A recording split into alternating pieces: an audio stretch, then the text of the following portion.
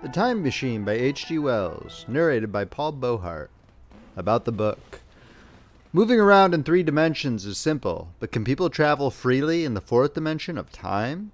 In 19th century London, a man known only as the Time Traveler has created a machine that can do the impossible. He travels into the distant future and finds that human society has evolved into one of complete leisure and pleasure. Everything that people could want is provided for, but deep beneath the surface of this future world lies a terrible secret. Join the Time Traveler in H.G. Wells' thrilling sci-fi adventure, The Time Machine. If you are enjoying this reading from Friendly Frog Press, please make sure to subscribe and hit that like button. If you'd like to purchase a copy of this book, it is available on Amazon in ebook and paperback, and it is available on Audible as an audiobook. The links are in the description below, or you can check out friendlyfrogpress.com for purchasing options. The Time Machine by H.G. Wells, narrated by Paul Beauheart. Foreword. It is difficult for today's younger generation to comprehend the massive technological leaps made by Western civilization in the 19th century. The last 10 years of our lifetimes have seen very minor improvements here and there, like the ability to order a pizza with an app rather than a landline phone. But the 19th century saw radically new telecommunication technologies, improvement in living standards, and vastly superior new modes of travel. Because of this, many people at the time were very optimistic about the future that high technology would bring, even though many socio-political problems still remained unsolved. However, H.G. Wells' The Time Machine presents a much more bleak approach on the trajectory of human civilization. The paradox being that too much technology would make certain sections of the human population too lazy and complacent, while simultaneously making the people responsible for maintaining the technology in a persistently subservient state. There's some very challenging intellectual and political questions that Wells presents, and they're still relevant over 120 years later. The best science fiction always asks thoughtful questions about the future that stays pertinent for a long period of time, even as the world's technologies evolve. I hope that you will enjoy one of the earliest works of science fiction, The Time Machine, signed Paul Beauheart, Bangkok, Thailand, July 2023. The Time Machine by H.G. Wells, narrated by Paul Beauheart. Chapter 1, Introduction. The Time Traveler, for so it will be convenient to speak of him, was expounding a recondite matter to us. His pale gray eyes shone and twinkled, and his usually pale face was flushed and animated. The fire burnt brightly, and the soft radiance of the incandescent lights in the lilies of silver caught the bubbles that flashed and passed in our glasses. Our chairs, being his patents, embraced and caressed us rather than submitted to be sat upon. And there was that luxurious after-dinner atmosphere, when thought runs gracefully free of the trammels of precision. And he put it to us in this way, marking the points with a lean forefinger, as we sat and lazily admired his earnestness over this new paradox, as we thought it, and his fecundity. You must follow me carefully. I shall have to controvert 1 or 2 ideas that are almost universally accepted. The geometry, for instance, they taught you at school is founded on a misconception. Is not that rather a large thing to expect us to begin upon? Said Philby, an argumentative person with red hair. I do not mean to ask you to accept anything without reasonable ground for it. You will soon admit as much as I need from you. You know, of course, that a mathematical line, a line of thickness nil, has no real existence. They taught you that? Neither has a mathematical plane. These things are mere abstractions. That is all right, said the psychologist. Nor, having only length, breadth, and thickness, can a cube have a real existence. There I object, said Philby. Of course a solid body may exist, all real things. So most people think. But wait a moment. Can an instantaneous cube exist? Don't follow you, said Philby. Can a cube that does not last for any time at all have a real existence? Philby became pensive. Clearly, the time traveler proceeded, any real body must have extension in 4 directions. It must have length, breadth, thickness, and duration. But through a natural infirmity of the flesh, which I will explain to you in a moment, we incline to overlook this fact. There are really 4 dimensions, 3 which we call the 3 planes of space, and a 4th, time. There is, however, a tendency to draw an unreal distinction between the former three dimensions and the latter, because it happens that our consciousness moves intermittently in one direction along the ladder from the beginning to the end of our lives. "That," said a very young man, making spasmodic efforts to light his cigar over the lamp. "That, very clear indeed. Now, it is very remarkable that this is so extensively overlooked," continued the time traveler, with a slight accession of cheerfulness. "Really, this is what is meant by the fourth dimension, though some people who talk about the fourth dimension do not know they mean it. It is only another way of looking at time. There's no difference between time and any of the three dimensions of space except that our consciousness moves along it. But some foolish people have got hold of the wrong side of the idea. You have all heard what they have to say about this fourth dimension." "I have not," said the provincial mayor. "It is simply this, that space, as our mathematicians have it, is spoken of as having three dimensions, which one may call length, breadth, and thickness, and is always definable by reference to three planes, each at right angles to the others. But some philosophical people have been asking why three dimensions particularly. Why not another direction at right angles to the other three? And have even tried to construct a four-dimensional geometry. Professor Simon Newcomb was expounding this to the New York Mathematical Society only a month or so ago. You know how on a flat surface, which has only two dimensions, we can represent a figure of a three-dimensional solid, and similarly, they think that by models of three dimensions, they could represent one of four, if they could master the perspective of the thing. See?" "I think so," murmured the provincial mayor, and knitting his brows, he lapsed into an introspective state, his lips moving as one who repeats mystic words. "Yes, I think I see it now," he said after some time, brightening in a quite transitory manner. "Well, I do not mind telling you, I've been at work upon this geometry of four dimensions for some time. Some of my results are curious. For instance, here is a portrait of a man at 8 years old, another at 15, another at 17, another at 23, and so on. All these are evidently sections, as it were, three-dimensional representations of his four-dimension being, which is a fixed and unalterable thing. Scientific people," proceeded the time traveler after the pause required for the proper assimilation of this, "know very well that time is only a kind of space. Here is a popular scientific diagram, a weather record. This line I trace with my finger shows the movement of the barometer. Yesterday was so high, yesterday night it fell, then this morning it rose again, and so gently upward to here. Surely the mercury did not trace this line in any of the dimensions of space generally recognized, but certainly it traced such a line, and that line, therefore, we must conclude, was along the time dimension." "But," said the medical man, staring hard at a coal in the fire, "if time is really only a fourth dimension of space, why is it, and why has it always been regarded as something different? And why cannot we move in time as we move about in the other dimensions of space?" The time traveler smiled. "Are you so sure we can move freely in space? Right and left we can go, backward and forward freely enough, and men have always done so. I admit we move freely in two dimensions, but how about up and down? Gravitation limits us there." "Not exactly," said the medical man. "There are balloons. But before the balloons, save for spasmodic jumping and the inequalities of the surface, man had no freedom of vertical movement." "Still, they can move a little up and down," said the medical man. "Easier, far easier down than up. And you cannot move at all in time. You cannot get away from the present moment." "My dear sir, that is just where you are wrong. That is just where the whole world has gone wrong. We are always getting away from the present moment.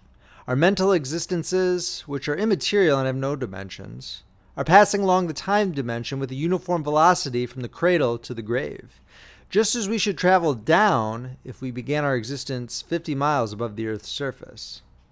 "But the great difficulty is this," interrupted the psychologist. "You can move about in all directions of space, but you cannot move about in time." "That is the germ of my great discovery.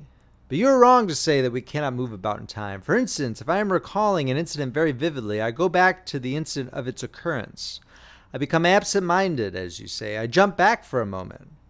Of course, we have no means of staying back for any length of time, any more than a savage or an animal has of staying 6 feet above the ground. But a civilized man is better off than the savage in this respect. He can go up against gravitation in a balloon, and why should he not hope that ultimately he may be able to stop or accelerate his drift along the time dimension, or even turn about and travel the other way? "Oh, this," began Philby, "is all—" "Why not?" said the time traveler. "It's against reason," said Philby. "What reason?" said the time traveler. "You can show black as white by argument," said Philby, "but you will never convince me." "Possibly not," said the time traveler, "but now you begin to see the object of my investigations into the geometry of 4 dimensions. Long ago I had a vague inkling of a machine." "To travel through time?" exclaimed the very young man. "That shall travel indifferently in any direction of space and time, as the driver determines." Philby contented himself with laughter. "But I have experimental verification," said the time traveler. "It would be remarkably convenient for the historian," the psychologist suggested. "One might travel back and verify the accepted account of the Battle of Hastings, for instance." "Don't you think you would attract attention?" said the medical man. "Our ancestors had no great tolerance for anachronisms." "One might get one's Greek from the very lips of Homer and Plato," the very young man thought. "In which case they would certainly plow you for the little go. The German scholars have improved Greek so much." "Then there is the future," said the very young man. "Just think, one might invest all one's money, leave it to accumulated interest, and hurry on ahead." "To discover a society," said I, "erected on a strictly communistic basis." "Of all the wild, extravagant theories," began the psychologist. "Yes, so it seemed to me, and so I never talked of it until—" "Experimental verification," cried I. "You are going to verify that?" "The experiment," cried Philby, who was getting brain-weary. "Let's see your experiment anyhow," said the psychologist. "Though it's all humbug, you know." The time traveler smiled round at us. Then, still smiling faintly, and with his hands deep in his trousers pockets, he walked slowly out of the room, and we heard his slippers shuffling down the long passage to his laboratory. The psychologist looked at us. "I wonder what he's got." "Some sleight-of-hand trick or the other," said the medical man. And Philby tried to tell us about a conjurer he had seen at Burslem. But before he had finished his preface, the time traveler came back, and Philby's anecdote collapsed. End of chapter. The Time Machine by H.G. Wells. Chapter 2. The Machine. The thing the time traveler held in his hand was a glittering metallic framework, scarcely larger than a small clock, and very delicately made. There was ivory in it, and some transparent crystalline substance. And now I must be explicit, for this that follows, unless his explanation is to be accepted, is an absolutely unaccountable thing. He took one of the small octagonal tables that were scattered about the room and set it in front of the fire, with 2 legs on the hearthrug. On this table he placed the mechanism. Then he drew up a chair and sat down. The only other object on the table was a small shaded lamp, the bright light of which fell upon the model. There were also perhaps a dozen candles about, 2 in brass candlesticks upon the mantel and several in sconces, so that the room was brilliantly illuminated. I sat in a low armchair nearest the fire. I drew this forward so as to be almost between the time traveler and the fireplace. Philby sat behind him, looking over his shoulder. The medical man and the provincial mayor watched him in profile from the right, the psychologist from the left. The very young man stood behind the psychologist. We were all on the alert. It appears incredible to me that any kind of trick, however subtly conceived and however adroitly done, could have been played upon us under these conditions. The time traveler looked at us and then at the mechanism.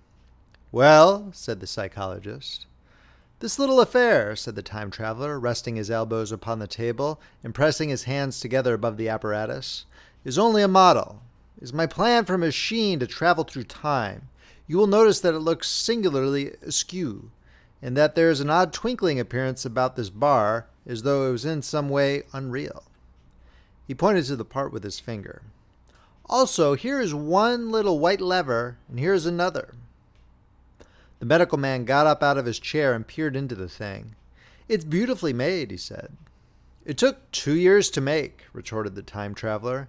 Then, when we had all imitated the action of the medical man, he said, "Now, I want you clearly to understand that this lever, being pressed over, sends the machine gliding into the future. And this other reverses the motion. This saddle represents the seat of a time traveler. Presently, I'm going to press the lever, and off the machine will go. It will vanish, pass into future time, and disappear. Have a good look at the thing. Look at the table, too, and satisfy yourselves there's no trickery. I don't want to waste this model and then be told I'm a quack." There was a minute's pause, perhaps. The psychologist seemed about to speak to me, but changed his mind. Then the time traveler put forth his finger toward the lever. "No," he said suddenly. "Lend me your hand." And turning to the psychologist, he took that individual's hand in his own and told him to put out his forefinger. So that it was the psychologist himself who sent forth the model time machine on its interminable voyage. We all saw the lever turn. I'm absolutely certain there was no trickery. There was a breath of wind and the lamp flame jumped. One of the candles on the mantel was blown out, and the little machine suddenly swung around, became indistinct, was seen as a ghost for a second perhaps, as an eddy of faintly glittering brass and ivory, and it was gone, vanished. Save for the lamp, the table was bare. Everyone was silent for a minute. Then Philby said he was damned. The psychologist recovered from his stupor and suddenly looked under the table. At that, the time traveler laughed cheerfully. "Well," he said, with a reminiscence of the psychologist. Then, getting up, he went to the tobacco jar on the mantel, and with his back to us began to fill his pipe. We stared at each other. "Look here," said the medical man. "Are you in earnest about this? Do you seriously believe that that machine has traveled into time?" "Certainly," said the time traveler, stopping to light a spill at the fire. Then he turned, lighting his pipe, to look at the psychologist's face. The psychologist, to show that he was not unhinged, helped himself to a cigar and tried to light it uncut. "What is more, I have a big machine nearly finished in there," he indicated the laboratory. "And when that is put together, I mean to have a journey on my own account." "You mean to say that that machine has traveled into the future?" said Philby. "Into the future or the past. I don't for certain know which." After an interval, the psychologist had an inspiration. "It must have gone into the past if it has gone anywhere," he said. "Why?" said the time traveler. "Because I presume that it has not moved in space, and if it traveled into the future, it would still be here all this time, since it must have traveled through this time." "But," said I, "if it traveled into the past, it would have been visible when we came first into this room, and last Thursday when we were here, and the Thursday before that, and so forth." "Serious objections," remarked the provincial mayor with an air of impartiality, turning towards the time traveler. "Not a bit," said the time traveler, and to the psychologist, "You think you can explain that?" "It's presentation below the threshold. You know, diluted presentation." "Of course," said the psychologist and reassured us. "That's a simple point of psychology. I should have thought of it. It's plain enough and helps the paradox delightfully. We cannot see it, nor can we appreciate the machine any more than we can the spoke of a wheel spinning or a bullet flying through the air. If it is traveling through time 50 times or 100 times faster than we are, if it gets through a minute while we get through a second, the impression it creates will of course be only 1/50th or 1/100th of what it would make if it were not traveling in time. That's plain enough." He passed his hand through the space in which the machine had been. "You see?" he said, laughing. We sat and stared at the vacant table for a minute or so. Then the time traveler asked us what we thought of it all. "It sounds plausible enough tonight," said the medical man, "but wait until tomorrow. Wait for the common sense of the morning." "Would you like to see the time machine itself?" asked the time traveler. And therewith, taking the lamp in his hand, he led the way down the long, drafty corridor to his laboratory. I remember vividly the flickering light, his queer broad head and silhouette, the dance of the shadows, how we all followed him, puzzled but incredulous, and how there in the laboratory we beheld the larger edition of the little mechanism which we had seen vanish from before our eyes. Parts were of nickel, parts of ivory, parts had certainly been filed or sawn out of rock crystal. The thing was generally complete, but the twisted crystalline bars lay unfinished upon the bench beside some sheets of drawings, and I took one up for a better look at it. Quartz it seemed to be. "Look here," said the medical man. "Are you perfectly serious, or is this a trick, like that ghost you showed us last Christmas?" "Upon that machine," said the time traveler, holding the lamp aloft, "I intend to explore time. Is that plain? I was never more serious in my life." None of us quite knew how to take it. I caught Philby's eye over the shoulder of the medical man, and he winked at me solemnly. End of chapter. The Time Machine by H.G. Wells. Narrated by Paul Beauheart. Chapter 3. The Time Traveler Returns. I think that at that time none of us quite believed in the time machine. The fact is, the time traveler was one of those men who are too clever to be believed. You never felt that you saw all round him. You always suspected some subtle reserve, some ingenuity and ambush behind his lucid frankness. Had Philby shown the model and explained the matter in the time traveler's words, we should have shown him far less skepticism. For we should have perceived his motives. A pork butcher could understand Philby, but the time traveler had more than a touch of whim among his elements, and we distrusted him. Things that would have made the fame of a less clever man seem tricks in his hands. It is a mistake to do things too easily. The serious people who took him seriously never felt quite sure of his deportment. They were somehow aware that trusting their reputations for judgment with him was like furnishing a nursery with eggshell china. So I don't think any of us said very much about time traveling in the interval between that Thursday and the next, though its odds potentialities ran, no doubt, in most of our minds. Its plausibility, that is, its practical incredibleness, the curious possibilities of anachronism and of utter confusion it suggested. For my own part, I was particularly preoccupied with the trick of the model. That I remember discussing with the medical man, whom I met on a Friday at Linnean. He said he had seen a similar thing in Tübingen, and laid considerable stress on the blowing out of the candle. But how the trick was done, he could not explain. The next Thursday I went again to Richmond. I suppose I was one of the time traveler's most constant guests, and arriving late, found 4 or 5 men already assembled in his drawing room. The medical man was standing before the fire with a sheet of paper in one hand and his watch in the other. I looked round for the time traveler, and "It's 7:30 now," said the medical man. "I suppose we'd better have dinner." "Where's?" said I, naming our host. "You've just come. It's rather odd. He's unavoidably detained.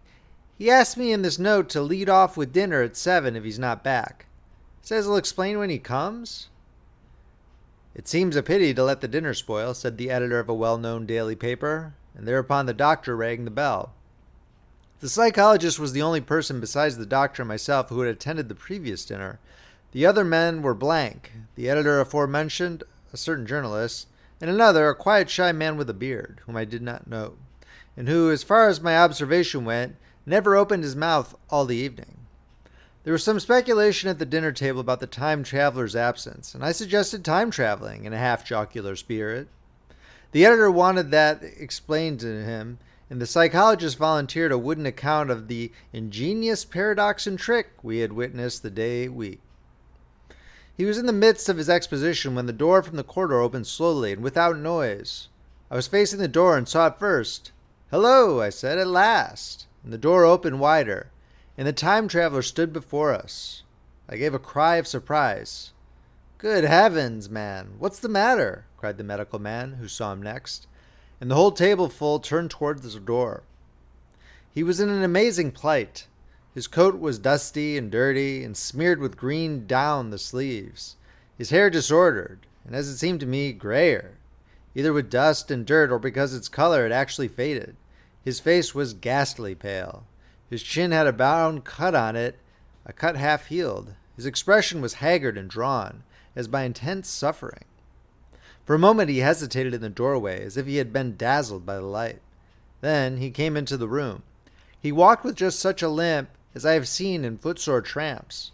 We stared at him in silence, expecting him to speak. He said not a word, but came painfully to the table, made a motion towards the wine. The editor filled a glass of champagne and pushed it towards him.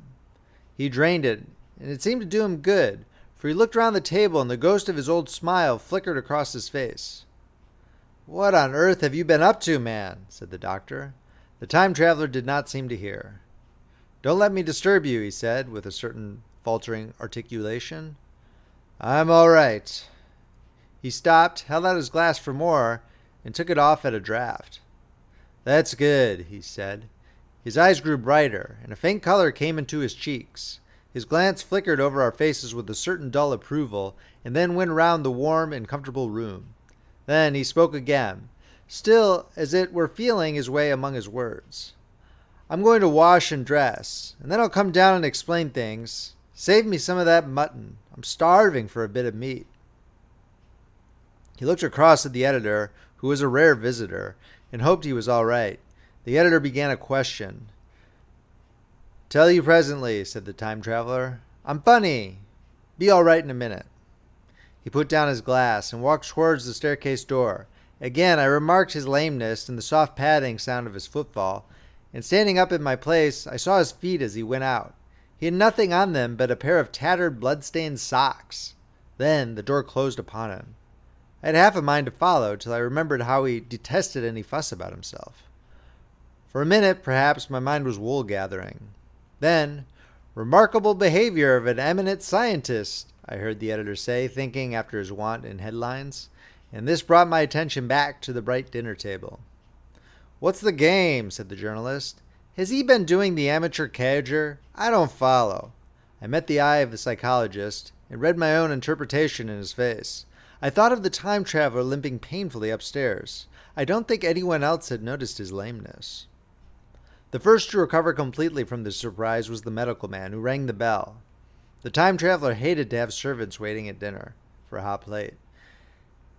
At that, the editor turned to his knife and fork with a grunt, and the silent man followed suit. The dinner was resumed.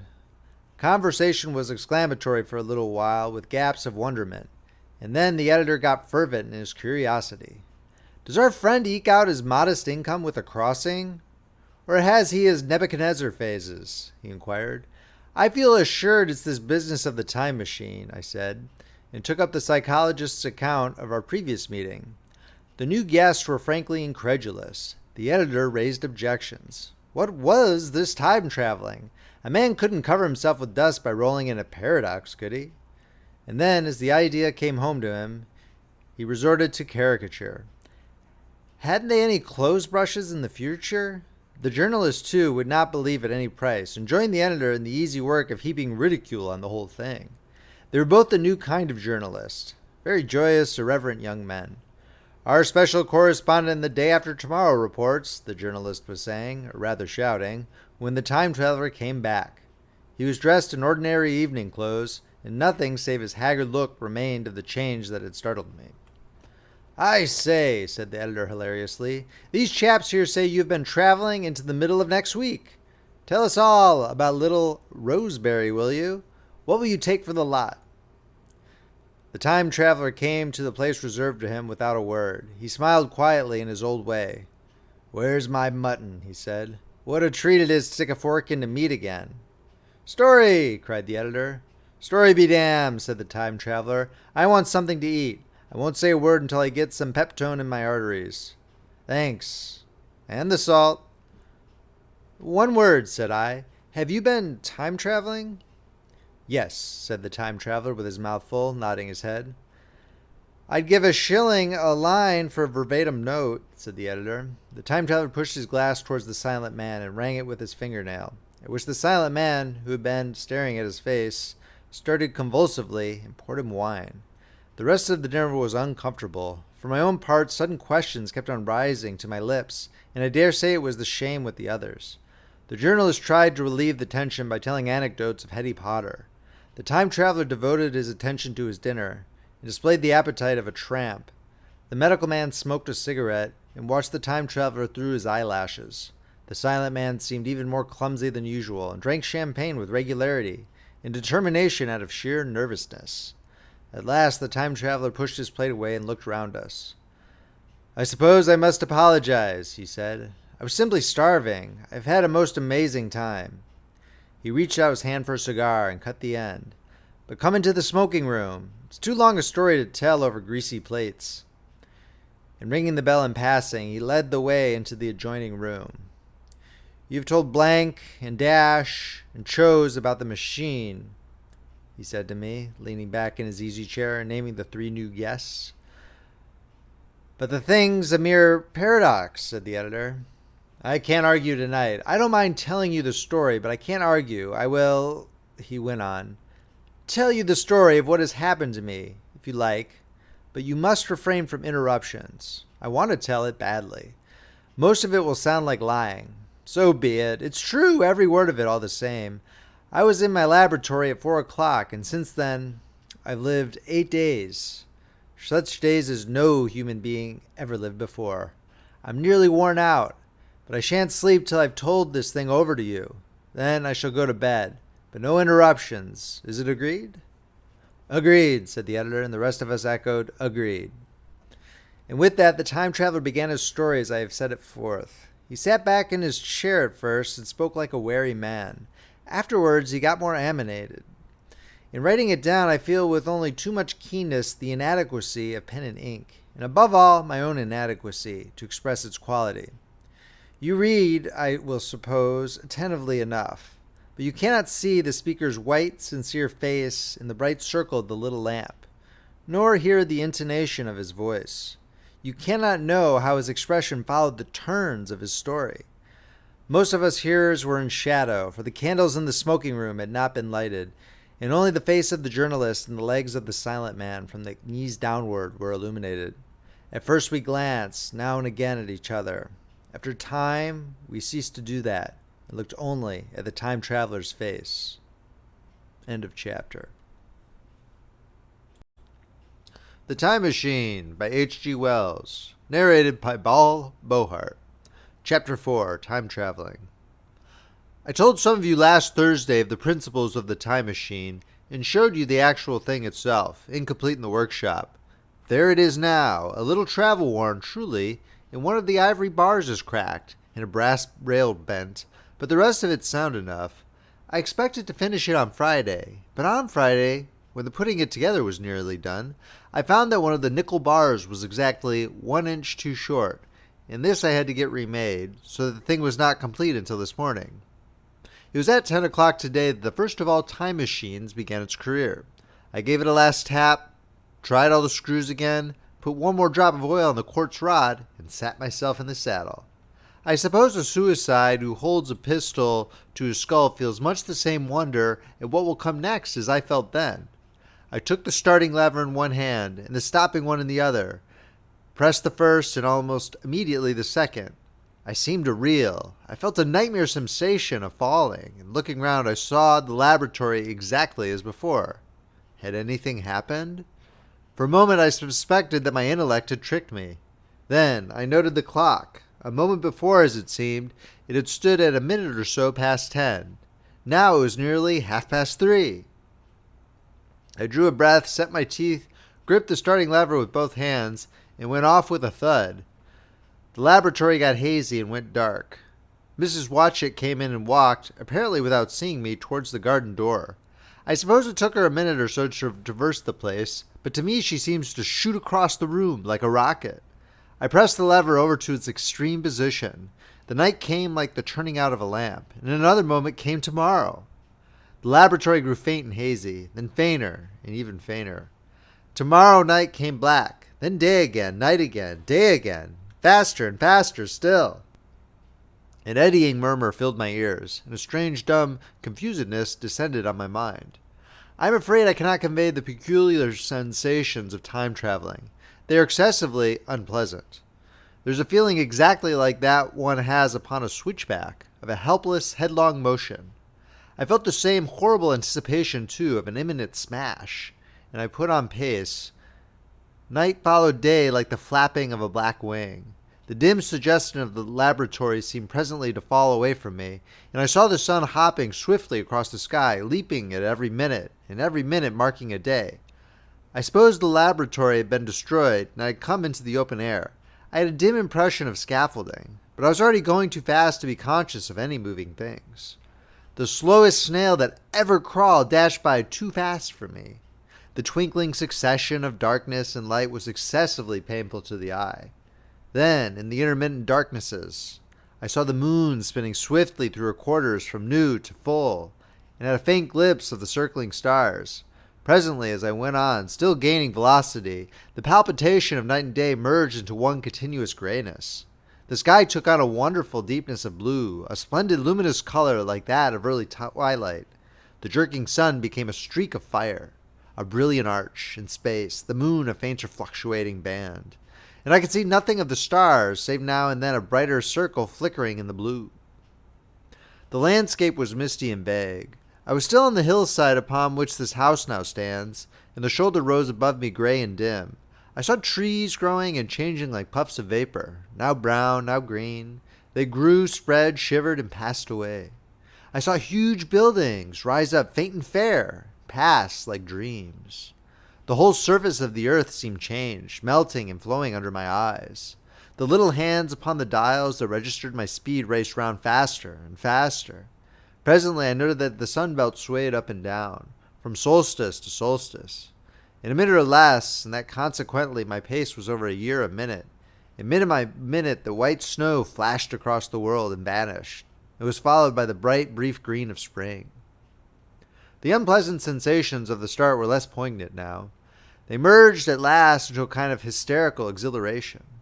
I remarked, indeed, a clumsy swaying of the machine for which I was unable to account, but my mind was too confused to attend to it. So, with a kind of madness growing upon me, I flung myself into futurity. At first I scarce thought of stopping, scarce thought of anything but these new sensations. But presently a fresh series of impressions grew up in my mind, a certain curiosity and therewith a certain dread. Until at last they took complete possession of me. What strange developments of humanity, what wonderful advances upon our rudimentary civilization, I thought, might not appear when I came to look nearly into the dim elusive world that raced and fluctuated before my eyes. I saw great and splendid architecture rising about me, more massive than any buildings of our own time, and yet, as it seemed, built of glimmer and mist.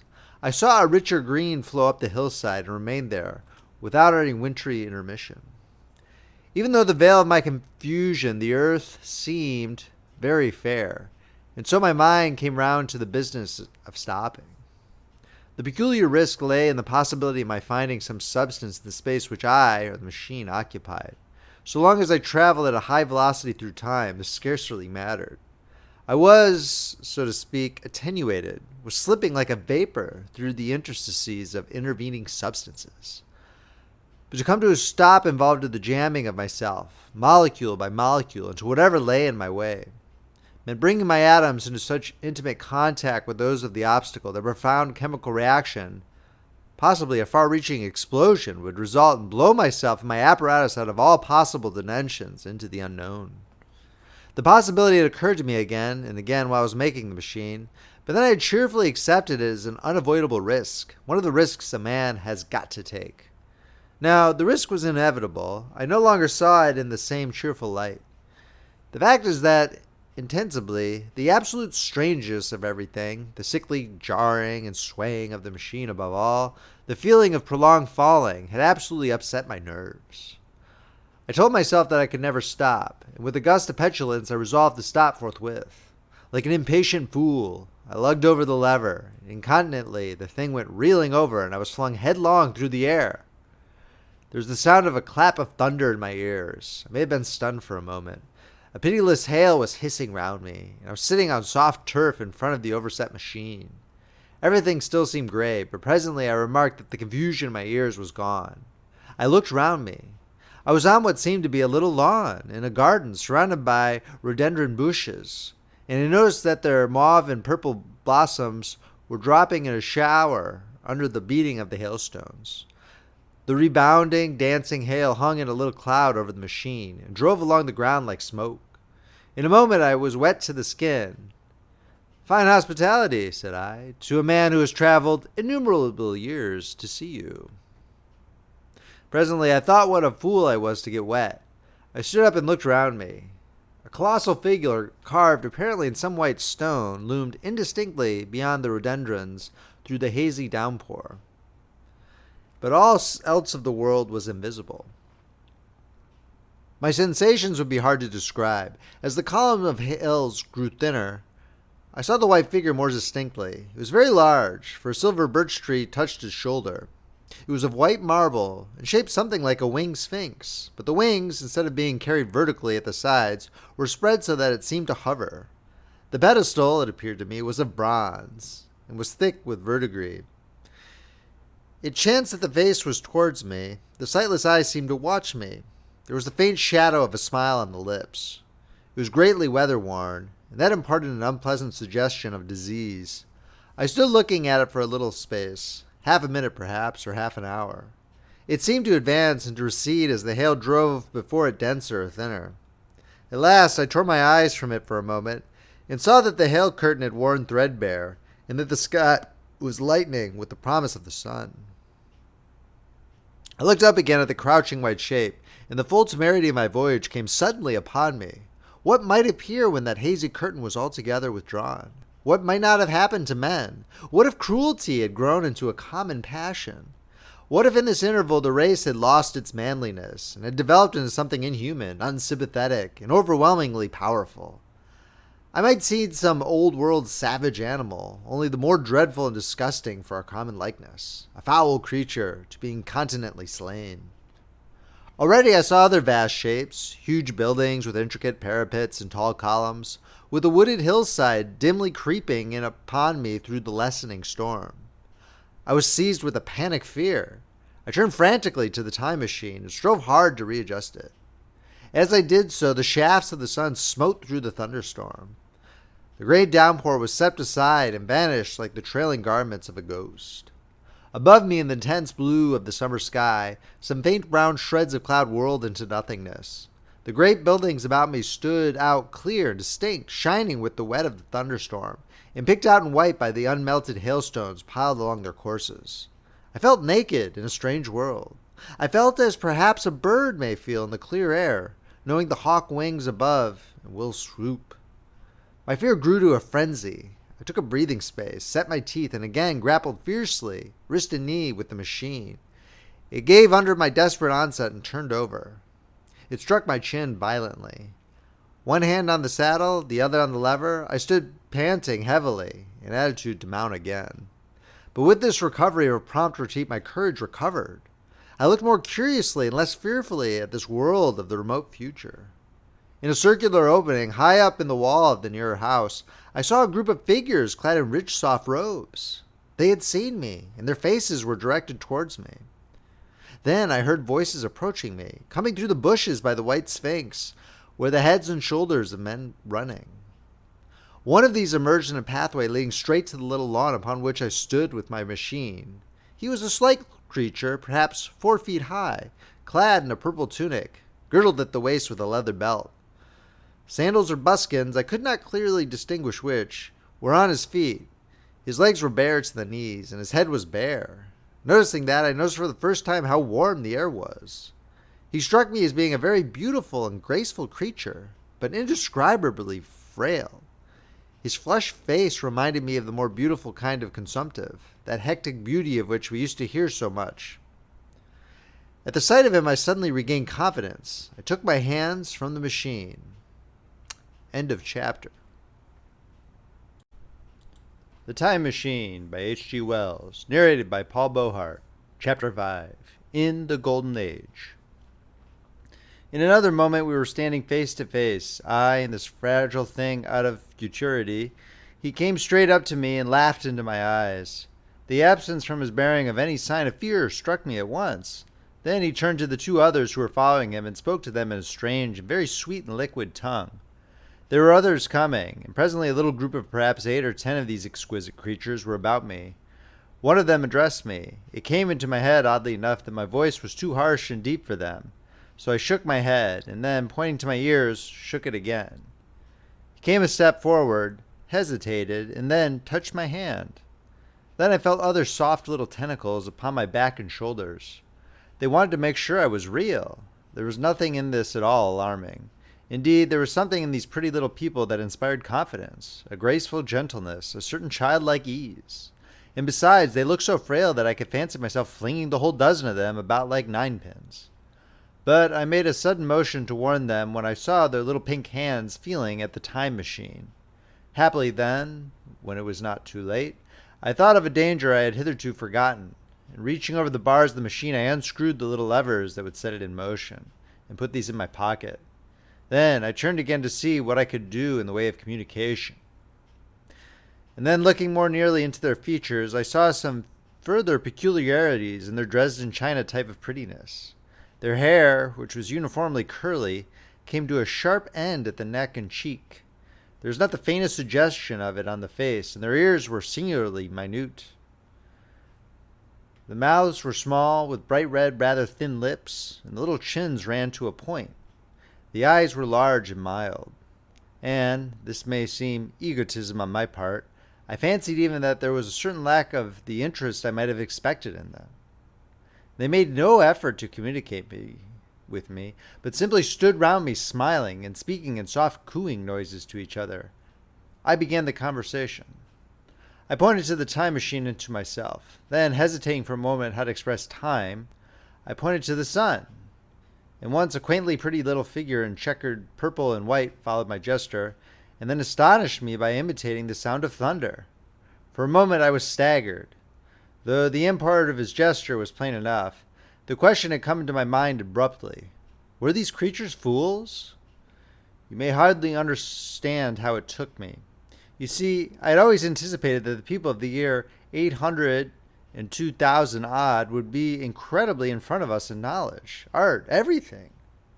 Then one of them suddenly asked me a question that showed him to be on the intellectual level of one of our 5-year-old children. He asked me, in fact, if I had come from the sun in a thunderstorm. It let loose the judgment I had suspended upon their clothes, their frail light limbs, and fragile features. A flow of disappointment rushed across my mind. For a moment I felt that I had built the time machine in vain. I nodded, pointed to the sun, and gave him such a vivid rendering of a thunderclap as startled them. They all withdrew a pace or so and bowed. Then came one laughing towards me, carrying a chain of beautiful flowers altogether new to me, put it about my neck. The idea was received with melodious applause. Presently they were all running to and fro for flowers, and laughingly flinging them upon me until I was almost smothered with blossom. You who have never seen the like can scarcely imagine what delicate and wonderful flowers countless years of culture had created. Then someone suggested that their plaything should be exhibited in the nearest building, and so I was led past the Sphinx of white marble, which had seemed to watch me all the while with a smile at my astonishment, towards a vast gray edifice of fretted stone. As I went with them, the memory of my confident anticipations of profoundly grave and intellectual posterity came, with irresistible merriment, to my mind. The building had a huge entry, and was altogether of colossal dimensions. I was naturally most occupied with the growing crowd of little people, and with the big open portals that yawned before me shadowy and mysterious. My general impression of the world I saw over their heads was a tangled waste of beautiful bushes and flowers, a long neglected and yet weedless garden. I saw a number of tall spikes of strange white flowers, measuring a foot perhaps across the spread of the waxen petals. They grew scattered, as if wild, among the variegated shrubs, but as I say, I did not examine them closely at this time. The time machine was left deserted on the turf among the rhododendrons. The arch of the doorway was richly carved, but naturally I did not observe the carving very narrowly, though I fancied I saw suggestions of old Phoenician decorations as I passed through. And it struck me that they were very badly broken and weather-worn. Several more brightly clad people met me in the doorway, and so we entered, I dressed in dingy 19th century garments, looking grotesque enough, garlanded with flowers, and surrounded by an eddying mass of bright, soft-colored robes and shining white limbs, and a melodious whirl of laughter and laughing speech. The big doorway opened into a proportionately great hall hung with brown. The roof was in shadow, and the windows, partially glazed with colored glasses and partially unglazed, admitted a tempered light. The floor was made up of huge blocks of some very hard white metal, not plates nor slabs, blocks, and it was so much worn, as I judged by the going to and fro of past generations, as to be deeply channeled along the most frequented ways. Transverse to the length were innumerable tables made of slabs of polished stone, raised perhaps a foot from the floor, and upon these were heaps of fruits. Some I recognized as a kind of hypertrophied raspberry and orange, but for the most part they were strange. Between the tables were scattered a great number of cushions. Upon these my conductors seated themselves, signing for me to do likewise. With a pretty absence of ceremony, they began to eat the fruit with their hands, flinging peel and stalks and so forth into the round openings in the sides of the tables. I was not loath to follow their example, for I felt thirsty and hungry. As I did so, I surveyed the hall at my leisure. And perhaps the thing that struck me most was its dilapidated look. The stained glass windows, which displayed only a geometrical pattern, were broken in many places, and the curtains that hung across the lower end were thick with dust. And it caught my eye that the corner of the marble table near me was fractured. Nevertheless, the general effect was extremely rich and picturesque. There was perhaps a couple of hundred people dining in the hall, and most of them, seated as near to me as they could come, were watching me with interest, their little eyes shining over the fruit they were eating. All were clad in the same soft and yet strong, silky material. Fruit, by the by, was all their diet. These people of the remote future were strict vegetarians, and while I was with them, in spite of some carnal cravings, I had to be frugivorous also. Indeed, I found afterwards that horses, cattle, sheep, dogs had followed the Isosaurus into extinction. But the fruits were very delightful, one in particular that seemed to be in season all the time I was there. A flowery thing in a three-sided husk was especially good, and I made it my staple.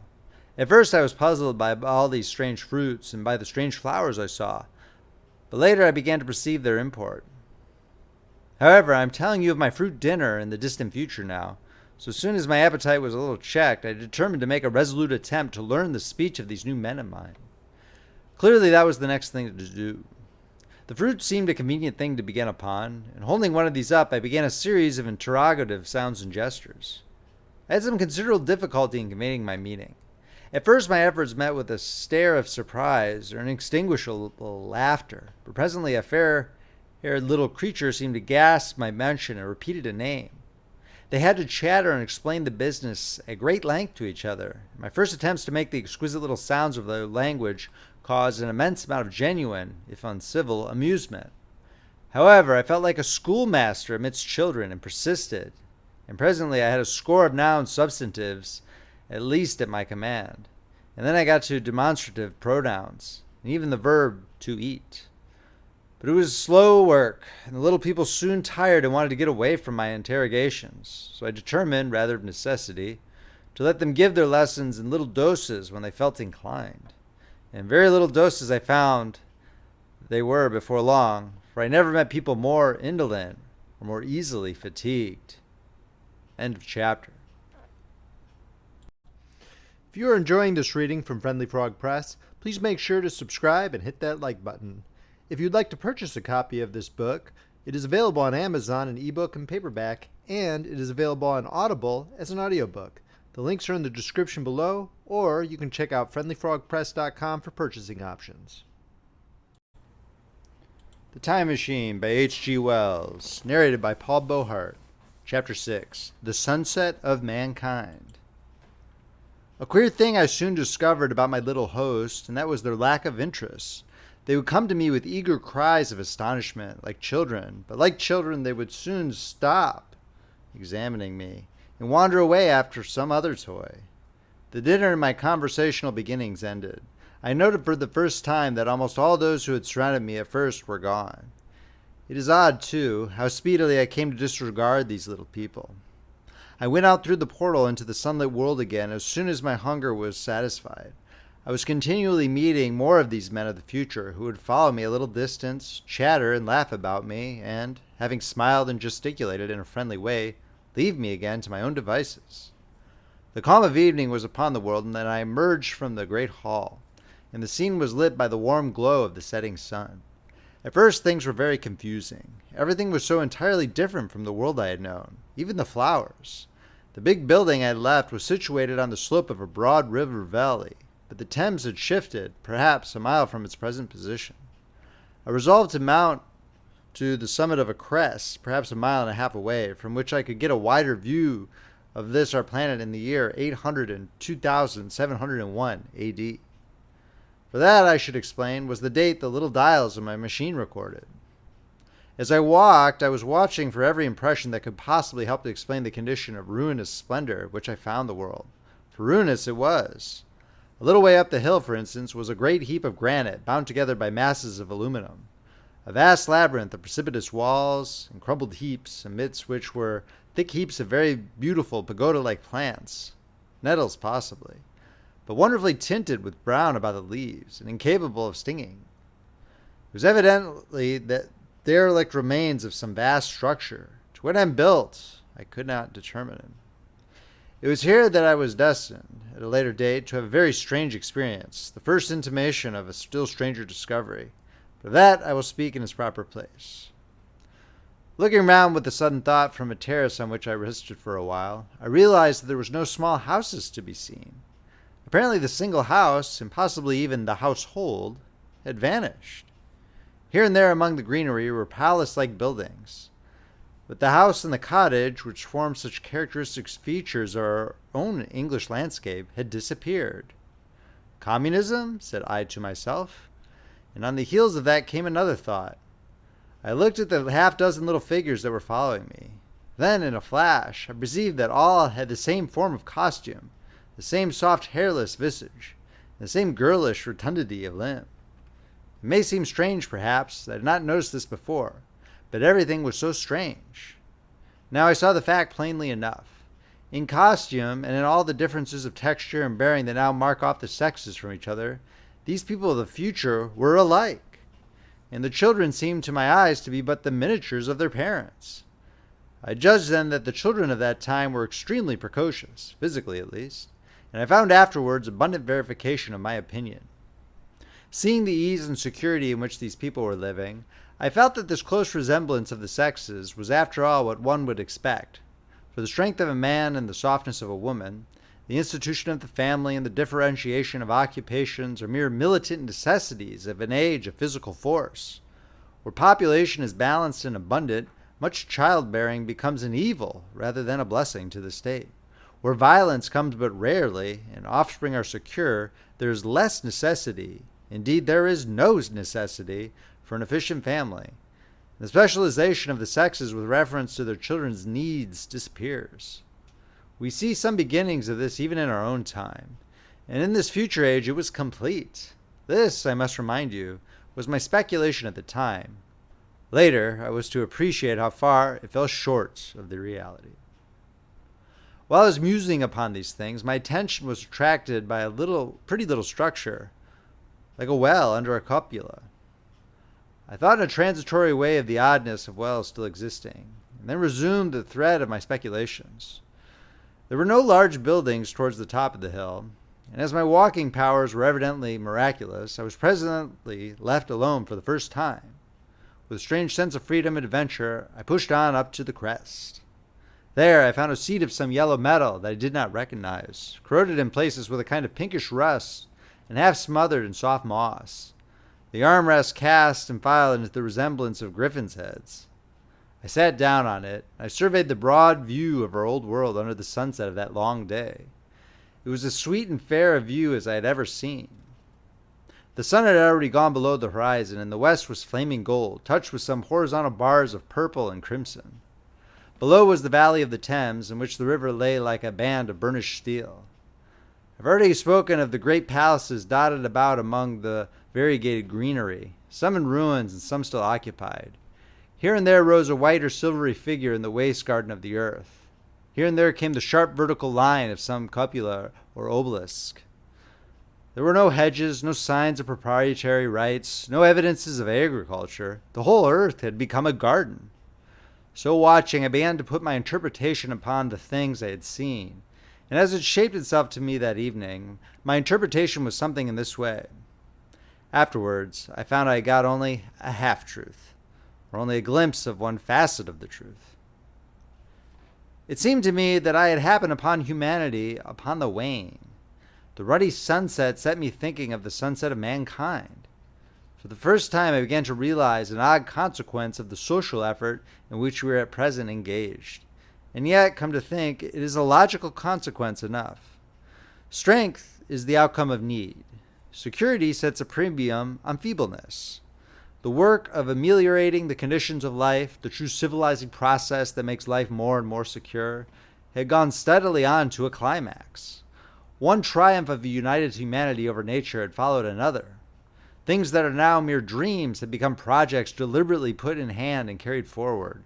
And the harvest was what I saw. After all, the sanitation and the agriculture of today are still in the rudimentary stage.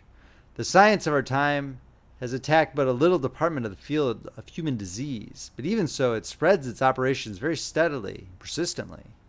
Our agriculture and horticulture destroy a weed just here and there and cultivate perhaps a score or so of wholesome plants, leaving the greater number to fight out a balance as they can.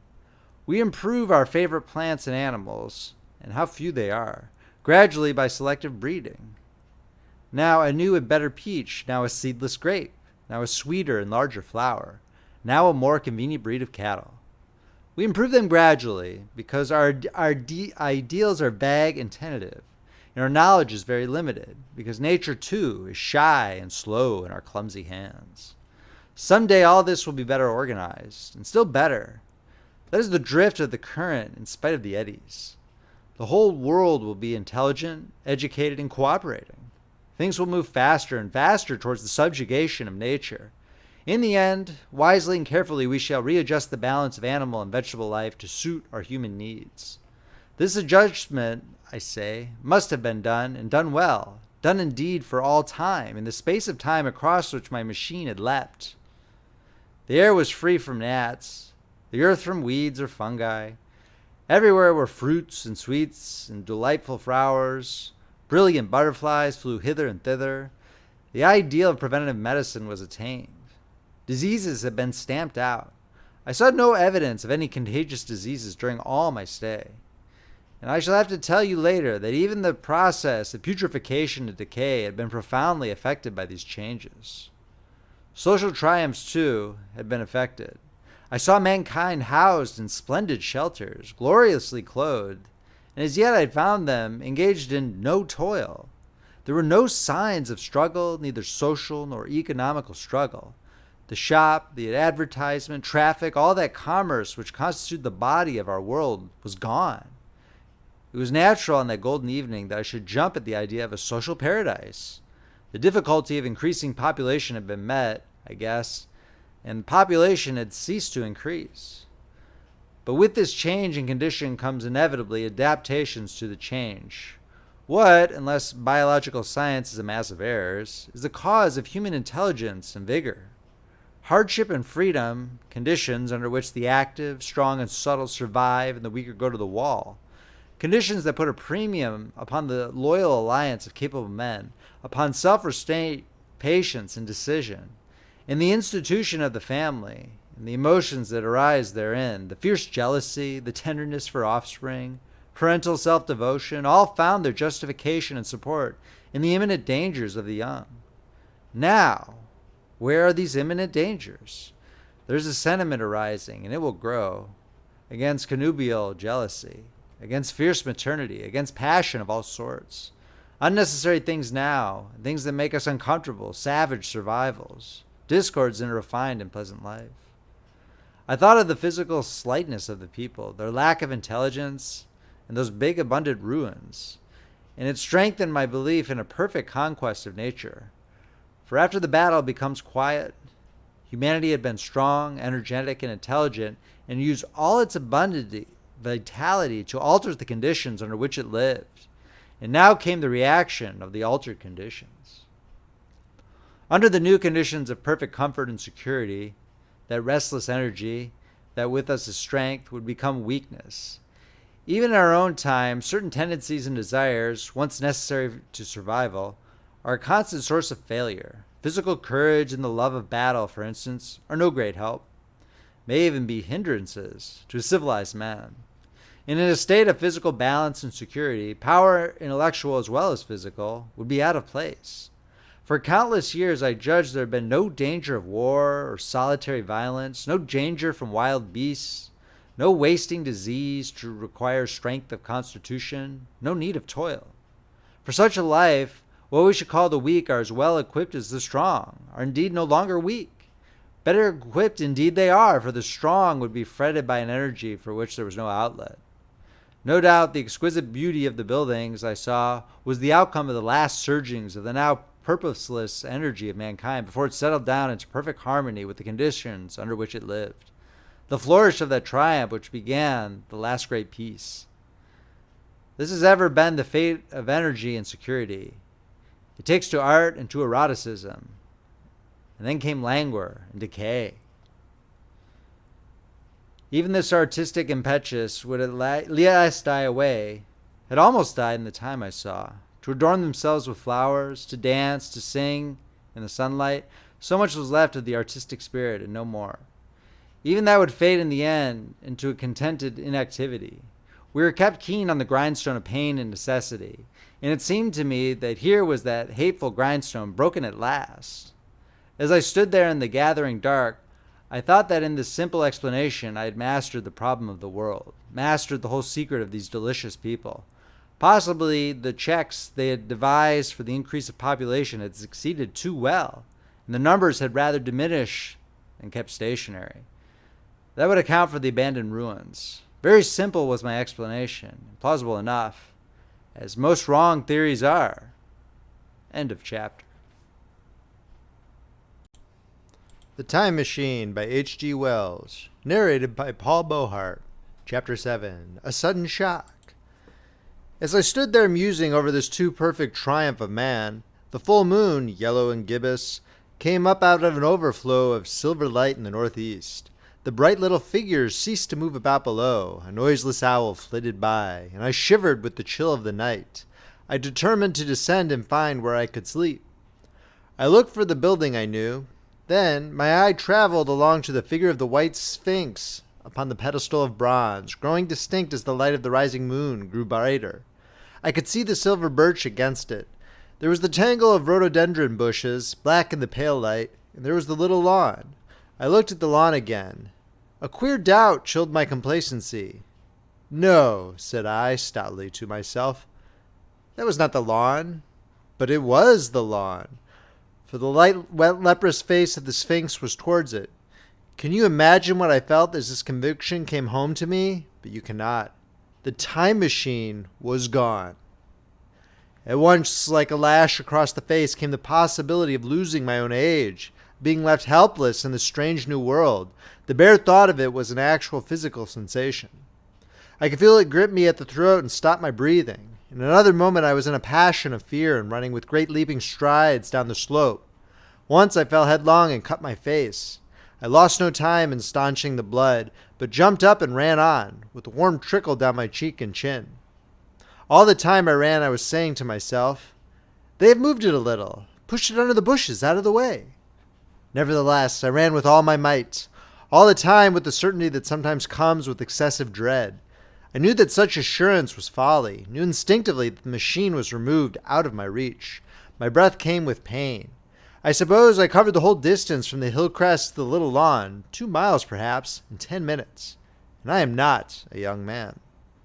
I cursed aloud as I ran, at my confident folly in leaving the machine, wasting good breath thereby. I cried aloud and none answered. Not a creature seemed to be stirring in that moonlit world. When I reached the lawn, my worst fears were realized. Not a trace of the thing was to be seen. I felt faint and cold when I faced the empty space among the black tangle of bushes. I ran round it furiously, as if the thing might be hidden in a corner, and then stopped abruptly, with my hands clutching my hair. Above me towered the Sphinx upon the bronze pedestal, white, shining, leprous, in the light of the rising moon. It seemed to smile in mockery of my dismay.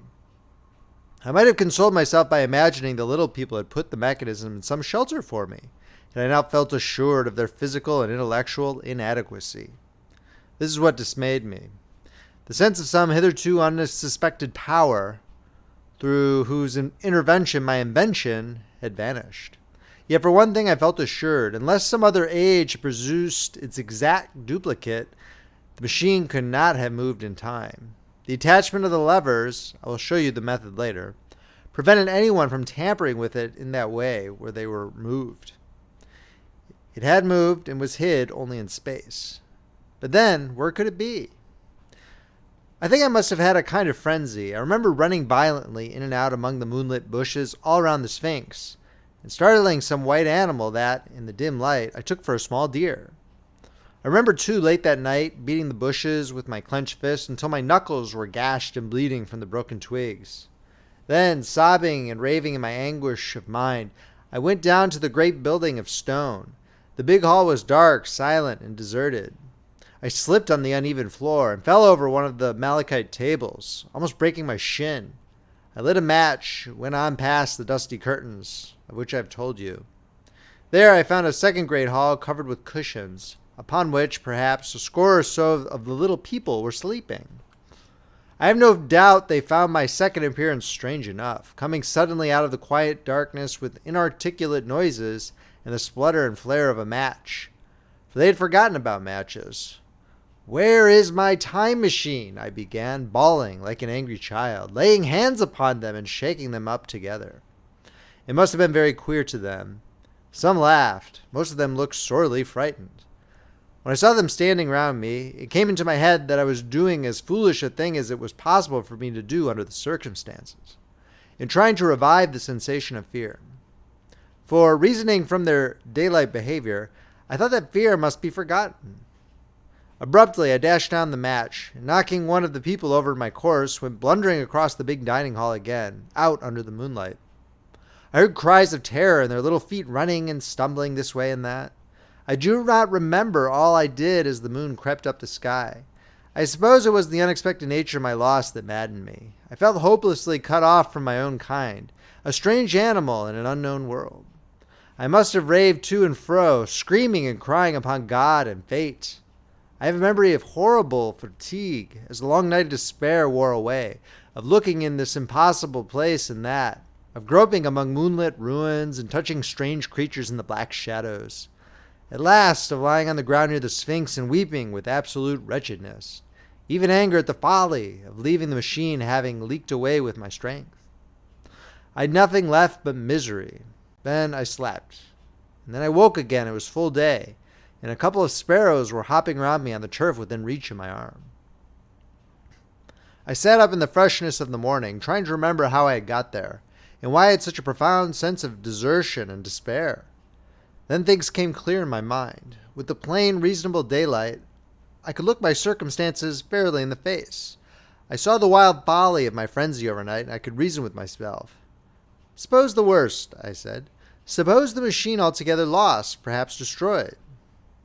It behooves me to be calm and patient, to learn the way of the people, to get a clear idea of the method of my loss, and the means of getting materials and tools, so that in the end, perhaps, I may make another. That would be my only hope. A poor hope, perhaps, but better than despair. And after all, it was a beautiful and curious world. But probably the machine had only been taken away. Still, I must be calm and patient, find its hiding place, and recover it by force or cunning." And with that I scrambled to my feet and looked about me, wondering where I could bathe. I felt weary, stiff, and travel-soiled. The freshness of the morning made me desire an equal freshness. I had exhausted my emotion. Indeed, as I went about my business, I found myself wondering at my intense excitement overnight. I made a careful examination of the ground about the little lawn. I wasted some time in futile questionings, conveyed as well as I was able to such of the little people as came by. They all failed to understand my gestures. Some were simply stolid. Some thought it was a jest and laughed at me. I had the hardest task in the world to keep my hands off their pretty laughing faces. It was a foolish impulse, but the devil begotten of fear and blind anger was ill-curbed and still eager to take advantage of my perplexity. The turf gave better counsel.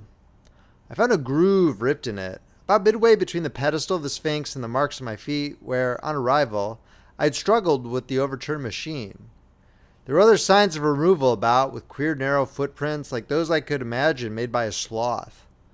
This directed my closer attention to the pedestal. It was, as I think I've said, of bronze. It was not a mere block, but highly decorated with deep-framed panels on either side. I went and rapped at these. The pedestal was hollow. Examining the panels with care, I found them discontinuous with the frames. There were no handles or keyholes. Possibly the panels, they were doors as I supposed, opened from within. One thing was clear enough to my mind. It took no very great mental effort to infer that my time machine was inside that pedestal, but how it got there was a different problem. I saw the heads of two orange-clad people coming through the bushes and under some blossom-covered apple trees towards me. I turned smiling to them and beckoned them to me. They came, and then, pointing to the bronze pedestal, I tried to intimate my wish to open it. But in my first gesture towards this, they behaved very oddly. I don't know how to convey their expression to you. Suppose you were to use a grossly improper gesture to a delicate-minded woman. It is how she would look. They went off as if they had received the last possible insult. I tried a sweet-looking little chap in white next, with exactly the same result. Somehow his manner made me feel ashamed of myself. But as you know, I wanted the time machine, and I tried him once more. As he turned off like the others, my temper got the better of me. In 3 strides I was after him, had him by the loose part of his robe round the neck, and began dragging him towards the Sphinx. And I saw the horror and repugnance of his face, and all of a sudden I let him go. But I was not beaten yet.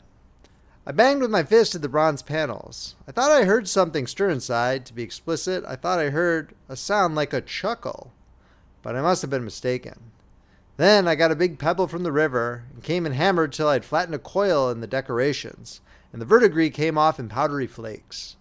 The delicate little people must have heard me hammering in gusty outbreaks a mile away on either hand, but nothing came of it. I saw a crowd of them upon the slopes, looking furtively at me. At last, hot and tired, I sat down to watch the place. But I was too restless to watch long. I am too occidental for a long vigil. I could work at a problem for years, but to wait inactive for 24 hours, that is another matter. I got up after a time and began walking aimlessly through the bushes towards the hill again. Patience, said I to myself. If you want your machine again, you must leave that Sphinx alone. If they mean to take your machine away, it's little good you're wrecking their bronze panels. And if they don't, you'll get it back as soon as you can ask for it. To sit among all those unknown things before a puzzle like that is hopeless. That way lies monomania. Face this world, learn its ways, watch it, be careful of too hasty guesses at its meaning. In the end, you will find clues to it all. Then suddenly, the humor of the situation came into my mind. The thought of the years I had spent in study and toiled to get into the future age, and now my passion of anxiety to get out of it. I had made myself the most complicated and the most hopeless trap that ever a man devised. Although it was at my own expense, I could not help myself. I laughed aloud. Going through the big palace, it seemed to me that the little people avoided me. It may have been my fancy, or it may have had something to do with my hammering at the gates of bronze. Yet I felt tolerably sure of the avoidance. I was careful, however, to show no concern and to abstain from any pursuit of them. In the course of a day or two, things got back to the old footing. I made what progress I could in the language, and in addition I pushed my explorations here and there. Either I missed some subtle point or their language was excessively simple, almost exclusively composed of concrete substantives and verbs. There seemed to be few, if any, abstract terms, or little use of figurative language. Their sentences were usually simple and of 2 words, and I failed to convey or understand any but the simplest propositions. I determined to put the thought of my time machine and the mystery of the bronze doors under the Sphinx as much as possible in a corner of memory, until my growing knowledge would lead me back to them in a natural way. Yet a certain feeling, you may understand, tethered me in a circle of a few miles round the point of my arrival. End of chapter. The Time Machine by H.G. Wells. Narrated by Paul Beauheart. Chapter 8. Explanation. So far as I could see, all the world displayed the same exuberant richness as the Thames Valley. From every hill I climbed, I saw the same abundance of splendid buildings, endlessly varied in material and style, the same clustering thickets of evergreens, the same blossom-laden trees and tree ferns. Here and there water shone like silver, and beyond the land rose into blue, undulating hills, and so faded into the serenity of the sky. A peculiar feature, which presently attracted my attention, was the presence of certain circular wells, several, as it seemed to me, of a very great depth. One lay by the path of the hill which I had followed during my first walk. Like the others, it was rimmed with bronze, curiously wrought, and protected by a little cupola from the rain. Sitting by the sides of these wells and peering down into the shafted darkness, I could see no gleam of water, nor could I start any reflection with a lighted match. But in all of them I heard a certain sound, a thud. Thud, thud, like the beating of some big engine. and I discovered from the flaring of my matches that a steady current of air set down the shafts. Further, I threw a scrap of paper into the throat of one, and instead of fluttering slowly down, it was at once sucked swiftly out of sight. After a time, too, I came to connect these wells with tall towers standing here and there upon the slopes, for above them there was often just such a flicker in the air as one sees on a hot day above a sun-scorched beach. Putting things together, I reached a strong suggestion of an extensive system of subterranean ventilation, whose true import it was difficult to imagine. I was at first inclined to associate it with the sanitary apparatus of these people. It was an obvious conclusion, but it was absolutely wrong. And here, I must admit that I learned very little of drains and bells and modes of conveyance and the like conveniences during my time in this real future. In some of these visions of utopias and coming times which I have read, there's a vast amount of detail about building and social arrangements and so forth. But while such details are easy enough to obtain when the whole world is contained in one's imagination, they are altogether inaccessible to a real traveler amid such realities as I found here. Conceive the tale of London which a Negro fresh from Central Africa would take back to his tribe. What would he know of railway companies, of social movements, of telephone and telegraph wires, of the parcels delivery company, and postal orders and the like? Yet we at least should be willing enough to explain these things to him. And even of what he knew, how much could he make his untraveled friend either apprehend or believe? Then think how narrow the gap between a Negro and a white man of our own times, and how wide the interval between myself and these of the Golden Age. I was sensible of much which was unseen, and which contributed to my comfort, but save for a general impression of automatic organization, I fear I can convey very little of the difference to your mind. In the matter of sepulture, for instance, I could see no signs of crematoria nor anything suggestive of tombs. But it's occurred to me that possibly there might be cemeteries or crematoria somewhere beyond the range of my explorings. This again was a question I deliberately put to myself, and my curiosity was at first entirely defeated upon the point. The thing puzzled me, and I was led to make a further remark which puzzled me still more, that aged and infirm among this people there were none. I must confess that my satisfaction with my first theories of an automatic civilization and a decadent humanity did not long endure. Yet I could think of no other. Let me put my difficulties. The several big palaces I explored were mere living places, great dining halls and sleeping apartments. I could find no machinery, no appliances of any kind. Yet these people were clothed in pleasant fabrics that must at times need renewal, and their sandals, though undecorated, were fairly complex specimens of metalwork.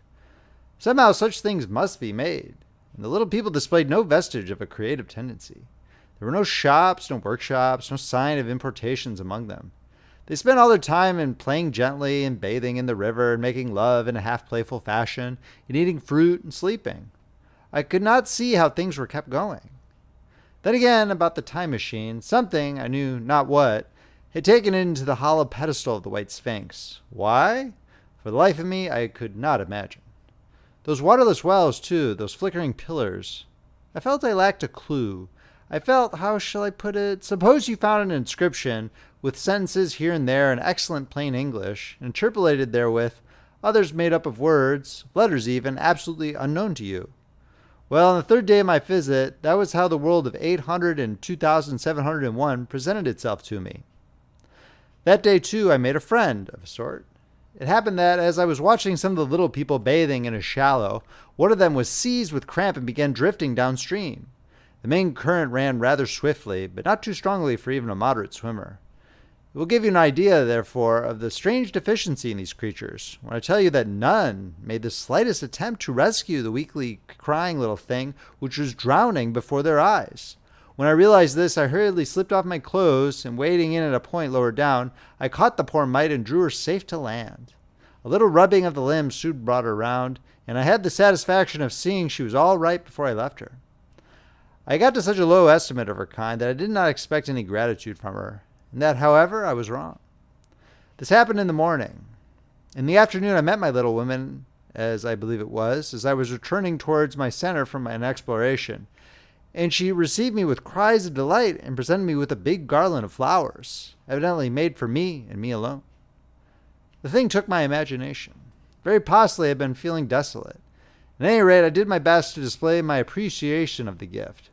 We were soon seated together in a little stone arbor, engaged in conversation, chiefly of smiles. The creature's friendliness affected me exactly as a child's might have done. We passed each other flowers, and she kissed my hands. I did the same to hers. Then I tried talk and found that her name was Weena, which, though I don't know what it meant, somehow seemed appropriate enough. That was the beginning of a queer friendship which lasted a week and ended, as I will tell you. She was exactly like a child. She wanted to be with me always. She tried to follow me everywhere. And on my next journey out and about, it went to my heart to tire her down and leave her at last, exhausted and calling after me rather plaintively. But the problems of the world had to be mastered. I had not, I said to myself, come into the future to carry on a miniature flirtation. Yet her distress when I left her was very great. Her expostulations at the parting were sometimes frantic, and I think altogether I had as much trouble as comfort from her devotion. Nevertheless, she was somehow a very great comfort. I thought it was a mere childish affection that made her cling to me. Until it was too late, I did not clearly know what I inflicted upon her when I left her. Not until it was too late did I clearly understand what she was to me. For by merely seeming fond of me, and showing in her weak, futile way that she cared for me, the little doll of a creature presently gave my return to the neighborhood of the White Sphinx almost the feeling of coming home. And I would watch for her tiny figure of white and gold so soon as I came over the hill. It was from her, too, that I learnt that fear had not yet left the world. She was fearless enough in the daylight, and she had the oddest confidence in me. For once, in a foolish moment, I made threatening grimaces at her, and she simply laughed at them. But she dreaded the dark, dreaded shadows, dreaded black things. Darkness to her was the one thing dreadful. It was a singularly passionate emotion. It set me thinking and observing. I discovered then, among other things, that these little people gathered into the great houses after dark and slept in droves. To enter upon them without a light was to put them into a tumult of apprehension. I never found one out of doors or one sleeping alone within doors after dark. Yet I was still such a blockhead that I missed the lesson of that fear, and in spite of Weena's distress, I insisted upon sleeping away from these slumbering multitudes. It troubled her greatly, but in the end her odd affection for me triumphed, and for 5 of the nights of our acquaintance, including the last night of all, she slept with her head pillowed on my arm. But my story slips away from me as I speak of her. It must have been the night before her rescue that I was awakened about dawn. I had been restless, dreaming most disagreeably that I was drowned, and that sea anemones were feeling over my face with their soft palps. I woke with a start, and with an odd fancy that some grayish animal had just rushed out of the chamber. I tried to get to sleep again, but I felt restless and uncomfortable. It was that dim gray hour when things are just creeping out of darkness, when everything is colorless and clear-cut, and yet unreal. I got up and went down into the great hall, and so out upon the flagstones in front of the palace. I thought I would make a virtue of necessity and see the sunrise. The moon was setting, and the dying moonlight and the first pallor of dawn were mingled in a ghastly half-light. The bushes were inky black, the ground was somber gray, the sky colorless and cheerless. And up the hill I thought I could see ghosts. 3 several times as I scanned the slope, I saw white figures. Twice I fancied I saw a solitary white, ape-like creature running rather quickly up the hill. And once near the ruins I saw a leash of them carrying some dark body. They moved hastily. I did not see what became of them. It seemed that they vanished among the bushes. The dawn was still indistinct, you must understand. I was feeling that chill, uncertain, early morning feeling you may have known. I doubted my eyes. As the eastern sky grew brighter and the light of the day came on and its vivid coloring returned upon the world once more, I scanned the view keenly. But I saw no vestige of my white figures. They were mere creatures of the half-light. They must have been ghosts, I said. I wonder whence they dated. For a queer notion of Grant Allen's came into my head and amused me. If each generation die and leave ghosts, he argued, the world at last will get overcrowded with them. On that theory, they would have grown innumerable some 800,000 years hence. It was no great wonder to see 4 at once. But the jest was unsatisfying. I was thinking of these figures all the morning, until Weena's rescue drove them out of my head. I associated them in some indefinite way with the white animal I had startled in my first passionate search for the time machine. But Weena was a pleasant substitute. Yet all the same, they were soon destined to take far deadlier possession of my mind. I think I have said how much hotter than our own was the weather of this golden age. I cannot account for it. It may be that the sun was hotter or the earth nearer the sun. It is usual to assume that the sun will go on cooling steadily in the future. But people, unfamiliar with such speculations as those of the younger Darwin, forget that the planets must ultimately fall back one by one into the parent body. As these catastrophes occur, the sun will blaze with renewed energy, and it may be that some inner planet had suffered this fate. Whatever the reason, the fact remains that the sun was very much hotter than we know it. Well, one very hot morning, my fourth, I think, as I was seeking shelter from the heat and glare in a colossal ruin near the great house where I slept in bed, there happened this strange thing. Clambering among those heaps of masonry, I found a narrow gallery whose end and side windows were blocked by fallen masses of stone. By contrast with the brilliancy outside, it seemed at first impenetrably dark to me. I entered it groping, for the change from light to blackness made spots of color swim before me. Suddenly I halted, spellbound. A pair of eyes, luminous by reflection against the daylight without, was watching me out of the darkness. The old instinctive dread of wild beasts came upon me. I clenched my hands and steadfastly looked into the glaring eyeballs. I was afraid to turn. Then the thought of the absolute security in which humanity appeared to be living came to my mind, and then I remembered that strange terror of the dark. Overcoming my fear to some extent, I advanced a step and spoke. I will admit that my voice was harsh and ill-controlled. I put out my hand and touched something soft. At once the eyes darted sideways. Something white ran past me. I turned with my heart in my mouth and saw a queer little ape-like figure, its head held down in a peculiar manner, running across the sunlit space behind me. It blundered against a block of granite, staggered aside, and in a moment was hidden in a black shadow beneath another pile of ruined masonry. My impression of it is, of course, imperfect, but I know it was a dull white and had strange large grayish-red eyes. Also that there was flaxen hair on its head and down its back. But as I say, it went too fast for me to see distinctly. I cannot even say whether it ran on all fours, or only with its forearms held very low. After an instant's pause, I followed it into the second heap of ruins. I could not find it at first, but after a time in the profound obscurity, I came upon one of those round, well-like openings of which I have told you, half closed by a fallen pillar. A sudden thought came to me.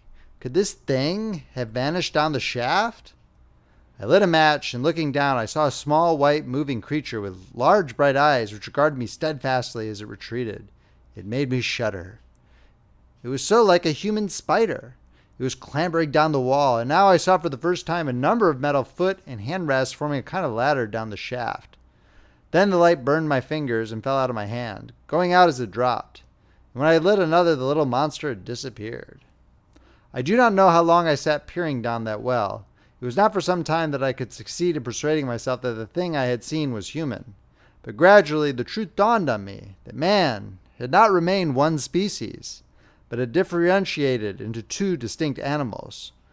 That my graceful children of the upper world were not the sole descendants of our generation, but that this bleached, obscene, nocturnal thing, which had flashed before me, was also heir to all the ages.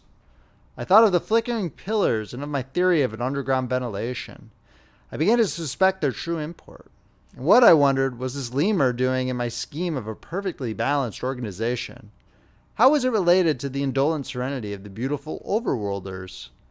And what was hidden down there at the foot of that shaft? I sat upon the edge of the well telling myself that, at any rate, there was nothing to fear, and that there I must descend for the solution of my difficulties. And withal I was absolutely afraid to go. As I hesitated, two of the beautiful upperworld people came running in their amorous sport across the daylight and the shadow. The male pursued the female, flinging flowers at her as he ran. They seemed distressed to find me, my arm against the overturned pillar, peering down the well. Apparently it was considered bad form to remark these apertures, for when I pointed to this one and tried to frame a question about it in their tongue, they were still more visibly distressed and turned away. But they were interested by my matches, and I struck some to amuse them. I tried them again about the well, and again I failed.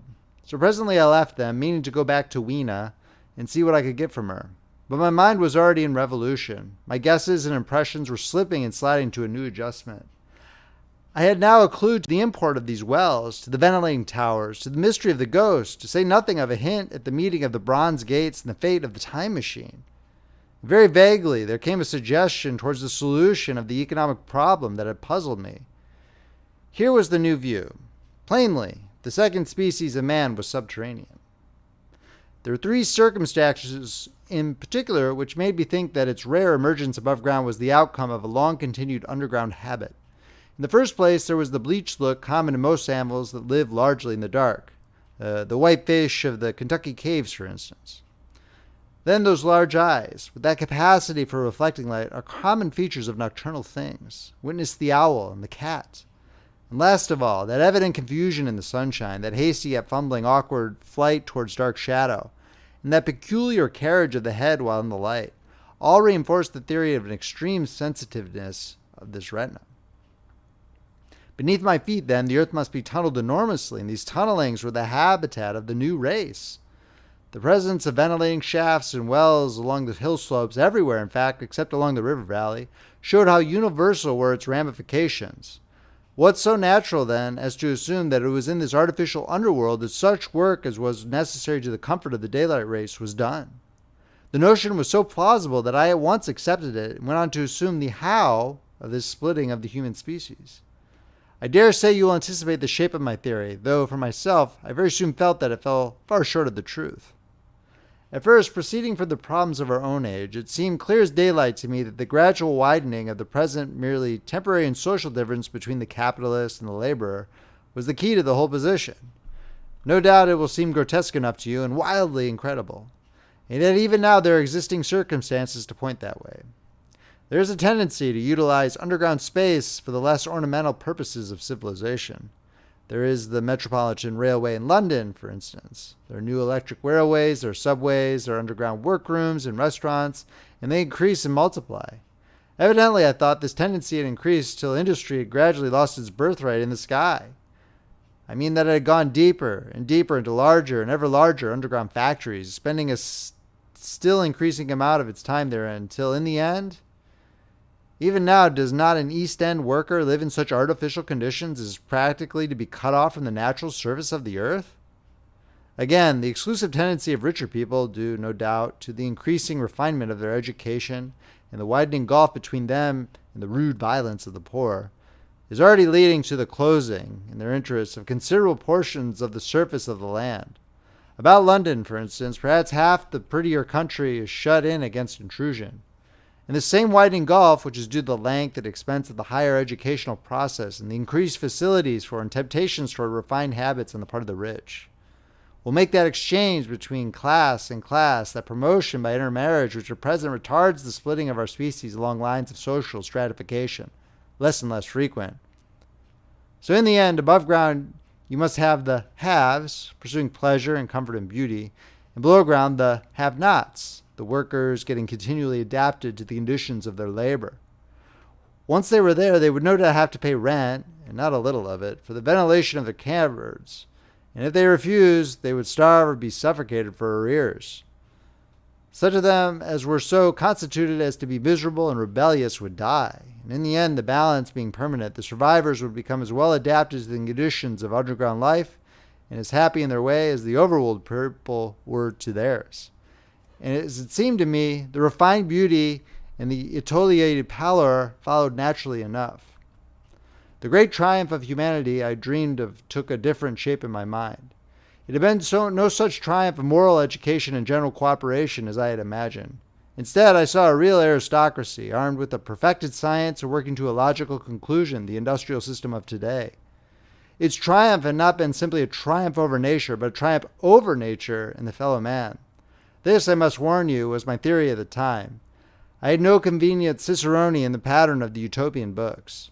My explanation may be absolutely wrong. I still think it is the most plausible one. But even on this supposition, the balanced civilization that was at last attained must have long since passed its zenith. It was now far fallen into decay. The too perfect security of the overworlders had led them to a slow movement of degeneration, to a general dwindling in size, strength, and intelligence. That I could see clearly enough already. What had happened to the undergrounders, I did not yet suspect. But from what I had seen of the Morlocks, that, by the by, was the name by which these creatures were called, I could imagine that the modification of the human type was even far more profound than among the Eloi, the beautiful race that I already knew. Then came troublesome doubts. Why had the Morlocks taken my time machine? For I felt sure it was they who had taken it. Why, too, if the Eloi were masters, could they not restore the machine to me? And why were they so terribly afraid of the dark? I proceeded, as I said, to question Weena about this underworld. But here again I was disappointed. At first she would not understand my questions, and presently she refused to answer them. She shivered as though the topic was unendurable. And when I pressed her, perhaps a little harshly, she burst into tears. They were the only tears, except my own, I ever saw in that golden age. When I saw them, I ceased abruptly to trouble about the Morlocks. I was only concerned in banishing these signs of her human inheritance from Weena's eyes. And very soon she was smiling and clapping her hands, while I solemnly burnt a match. End of chapter. The Time Machine by H.G. Wells, narrated by Paul Beauheart. Chapter 9, The Morlocks. It may seem odd to you, but it was 2 days before I could follow up the newfound clue in what was manifestly the proper way. I felt a peculiar shrinking from those pallid bodies. They were just the half-bleached color of the worms and things one sees preserved in spirit in a zoological museum. And they were filthy cold to the touch. Probably my shrinking was largely due to the sympathetic influence of the Eloi, whose disgust of the Morlocks I now began to appreciate. The next night I did not sleep well. Probably my health was a little disordered. I was oppressed with perplexity and doubt. Once or twice I had a feeling of intense fear for which I could perceive no definite reason. I remember creeping noiselessly into the great hall where the little people were sleeping in the moonlight. The night Weena was among them, and feeling reassured by their presence. It occurred to me even then that in the course of a few days the moon must pass through its last quarter, and the nights grow dark, when the appearance of these unpleasant creatures from below, these whitened lemurs, this new vermin that replaced the old, might be more abundant. And on both these days I had the restless feeling of one who shirks an inevitable duty. I felt assured that the time machine was only to be recovered by boldly penetrating these mysteries of underground. Yet I could not face the mystery. If only I had had a companion, it would have been different. But I was so horribly alone, and even to clamber down into the darkness of the well appalled me. I don't know if you will understand my feeling, but I never felt quite safe at my back. It was this restlessness, this insecurity perhaps, that drove me farther and farther afield in my expeditions. Going to the southwestward towards the rising country that is now called Combe Wood, I observed far off in the direction of 19th century Banstead, a vast green structure, different in character from any I had hitherto seen. It was larger than the largest of the palaces or ruins I knew, and the facade had an oriental look, the face of it having the luster, as well as the pale green tint, a kind of bluish green, of a certain type of Chinese porcelain. This difference in aspect suggested a difference in use, and I was minded to push on and explore. The day was growing late, and I had come upon the site of the place after a long and tiring circuit, so I resolved to hold over the adventure for the following day, and I returned to the welcome and the caresses of little Weena. But next morning I perceived clearly enough that my curiosity regarding the Palace of Green Porcelain was a piece of self-deception, to enable me to shirk, by another day, an experience I dreaded. I resolved I would make the descent without further waste of time, and started out in the early morning towards a well near the ruins of granite and aluminum. Little Weena ran with me. She danced beside me to the well, but when she saw me lean over the mouth and look downward, she seemed strangely disconcerted. "Goodbye, little Weena," I said, kissing her, and then putting her down. I began to feel over the parapet for the climbing hooks. Rather hastily, I may as well confess, for I feared my courage might leak away. At first she watched me in amazement. Then she gave me a most piteous cry, and running to me she began to pull at me with her little hands. I think her opposition nerved me rather to proceed. I shook her off, perhaps a little roughly, and in another moment I was in the throat of the well. I saw her agonized face over the parapet, and smiled to reassure her. Then I had to look down at the unstable hooks to which I clung. I had to clamber down a shaft of perhaps 200 yards. The descent was effected by means of metallic bars projecting from the sides of the well, and these being adapted to the needs of a creature much smaller and lighter than myself. I was speedily cramped and fatigued by the descent. And not simply fatigued. One of the bars bent suddenly under my weight and almost swung me off into the blackness beneath. For a moment I hung by one hand, and after that experience I did not dare to rest again. Though my arms and back were presently acutely painful, I went on clambering down the sheer descent with as quick a motion as possible. Glancing upward, I saw the aperture, a small blue disk in which a star was visible, while little Weena's head showed as a round black projection. The thudding sound of a machine below grew louder, more oppressive. Everything save that little disk above was profoundly dark, and when I looked up again, Weena had disappeared. I was in an agony of discomfort. I had some thought of trying to go up the shaft again and leave the underworld alone. But even while I turned this over in my mind, I continued to descend. At last, with intense relief, I saw dimly coming up a foot to the right of me, a slender loophole in the wall. Swinging myself in, I found it was the aperture of a narrow horizontal tunnel in which I could lie down and rest. It was not too soon. My arms ached, my back was cramped, and I was trembling with the prolonged terror of a fall. Besides this, the unbroken darkness had had a distressing effect upon my eyes. The air was full of the throb and hum of machinery pumping air down the shaft. I do not know how long I lay. I was aroused by a soft hand touching my face. Starting up in the darkness, I snatched at my matches, and hastily striking one, I saw 3 stooping white creatures similar to the one I had seen above ground in the ruin, hastily retreating before the light.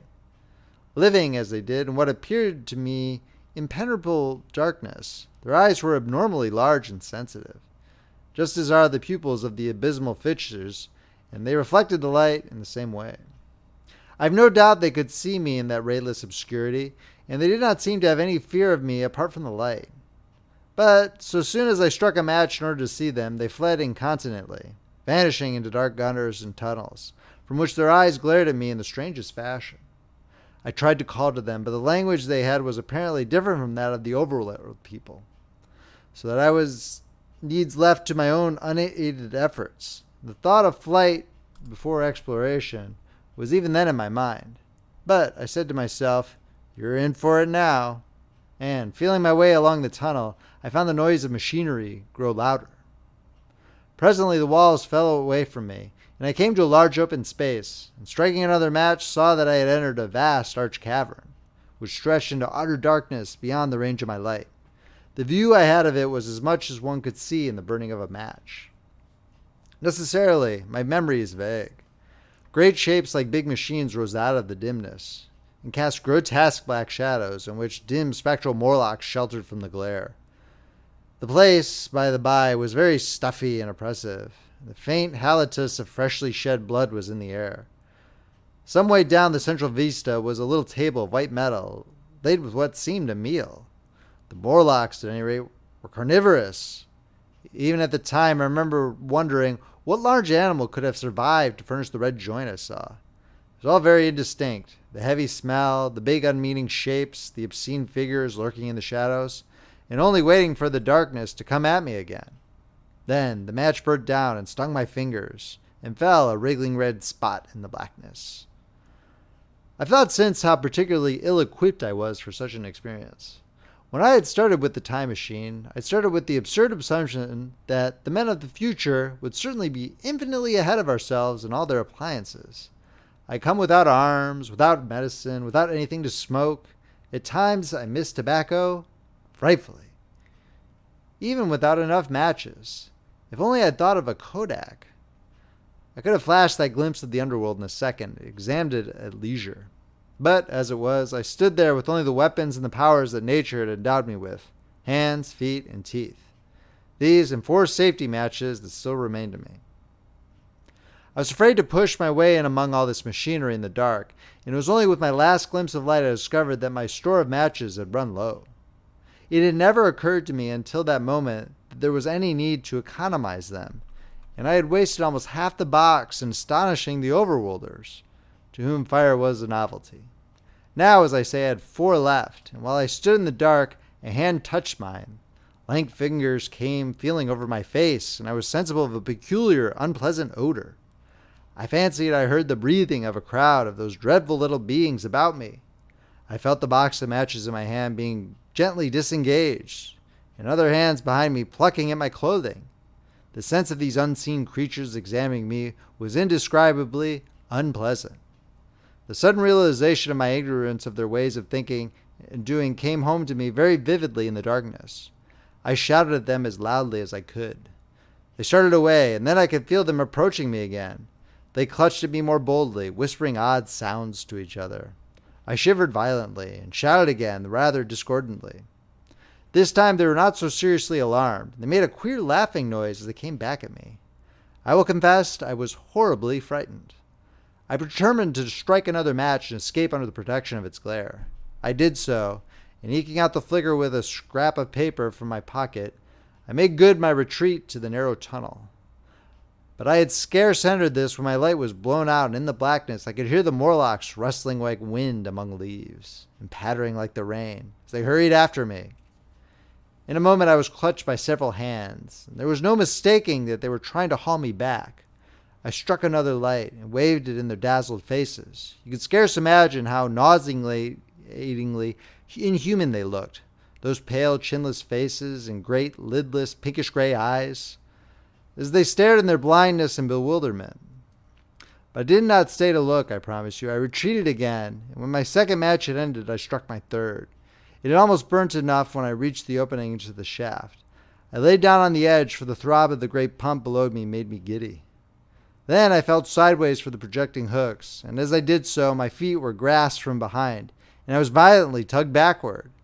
I lit my last match, and it incontinently went out. But I had my hand on the climbing bars now, and kicking violently, I disengaged myself from the clutches of the Morlocks, and was speedily clambering up the shaft, while they stayed peering and blinking up at me. All but one little wretch who followed me for some way, and well nigh secured my boot as a trophy. That climb seemed interminable to me. With the last 20 or 30 feet of it, a deadly nausea came upon me. I had the greatest difficulty in keeping my hold. The last few yards was a frightful struggle against this faintness. Several times my head swam, and I felt all the sensations of falling. At last, however, I got over the well mouth somehow, and staggered out of the ruin into the blinding sunlight. I fell upon my face. Even the soil smelled sweet and clean. Then I remember Weena kissing my hands and ears, and the voices of others among the Eloi. Then, for a time, I was insensible. End of chapter. The Time Machine by H.G. Wells. Narrated by Paul Beauheart. Chapter 10. When Night Came. Now indeed, I seemed in a worse case than before. Hitherto, except during my night's anguish at the loss of the time machine, I felt the sustaining hope of ultimate escape, but that hope was staggered by these new discoveries. Hitherto I had merely thought myself impeded by the childish simplicity of the little people, and by some unknown forces which I had only to understand to overcome. But there was an altogether new element in the sickening quality of the Morlocks, something inhuman and malign. Instinctively I loathed them. Before I had felt as a man might feel who had fallen into a pit. My concern was with the pit and how to get out of it. Now I felt like a beast in a trap, whose enemy would come upon him soon. The enemy I dreaded may surprise you. It was the darkness of the new moon. Weena had put this into my head by some, at first, incomprehensible remarks about the dark nights. It was not now such a very difficult problem to guess what the upcoming dark nights might mean. The moon was on the wane. Each night there was a longer interval of darkness, and I now understood to some slight degree at least the reason of the fear of the little upper world people for the dark. I wondered vaguely what foul villainy it might be that the Morlocks did under the new moon. I felt pretty sure now that my second hypothesis was all wrong. The upper world people might once have been the favored aristocracy, the Morlocks their mechanical servants, but that had long since passed away. The two species that had resulted from the evolution of man were sliding down towards, or had already arrived at, an altogether new relationship. The Eloi, like Carlovignan kings, had decayed to a mere beautiful futility. They still possessed the earth on sufferance, since the Morlocks, subterranean for innumerable generations, had come at last to find the daylit surface intolerable. And the Morlocks made their garments, I inferred, and maintained them in their habitual needs, perhaps through the survival of an old habit of service.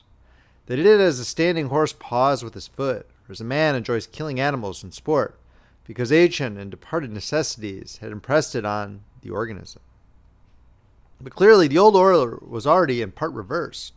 The nemesis of the delicate ones was creeping on apace. Ages ago, thousands of generations ago, man had thrust his brother man out of the ease and the sunshine, and now that brother was coming back, changed. Already the Eloi had begun to learn one old lesson anew. They were becoming reacquainted with fear. And suddenly there came into my head the memory of the meat I had seen in the underworld. It seemed odd how it floated into my mind, not stirred up as it were by the current of my meditations, but coming in almost like a question from outside. I tried to recall the form of it. I had a vague sense of something familiar, but I could not tell what it was at the time. Still, however helpless the little people, in the presence of their mysterious fear, I was differently constituted. I came out of this age of ours, the ripe prime of the human race, when fear does not paralyze and mystery has lost its terrors. I, at least, would defend myself. Without further delay, I determined to make myself arms and a fastness where I might sleep. With that refuge as the base, I could face this strange world with some of the confidence I had lost in realizing to what creatures night by night I lay exposed. I felt I could never sleep again until my bed was secure from them. I shuddered with horror to think how they must already have examined me. I wandered during the afternoon along the valley of the Thames, but found nothing that commended itself to my mind as inaccessible. All the buildings and trees seemed easily practicable to such dexterous climbers as the Morlocks, to judge by their wells, must be. Then the tall pinnacles of the Palace of Green Porcelain and the polished gleam of its walls came back to my memory, and in the evening, taking Weena like a child upon my shoulder, I went up the hills towards the southwest. The distance, I had reckoned, was 7 or 8 miles, but it must have been nearer 18. I had first seen the place on a moist afternoon when distances are deceptively diminished. In addition, the heel of one of my shoes was loose, and a nail was working through the sole. They were comfortable old shoes I wore about indoors, so that I was lame. It was already long past sunset when I came in sight of the palace, silhouetted black against the pale yellow of the sky. Weena had been hugely delighted when I began to carry her, but after a while she desired me to let her down, and ran along by the side of me, occasionally darting off on either hand to pick flowers to stick in my pockets. My pockets had always puzzled Weena, but at the last she had concluded that they were an eccentric kind of vase for floral decoration. At least she utilized them for that purpose. And that reminds me, in changing my jacket I found... The time traveler paused, put his hand into his pocket, and silently placed 2 withered flowers, not unlike very large white mallows, upon the little table. Then he resumed his narrative. As the hush of evening crept over the world and we proceeded over the hill crest towards Wimbledon, Weena grew tired and wanted to return to the House of Grey Stone.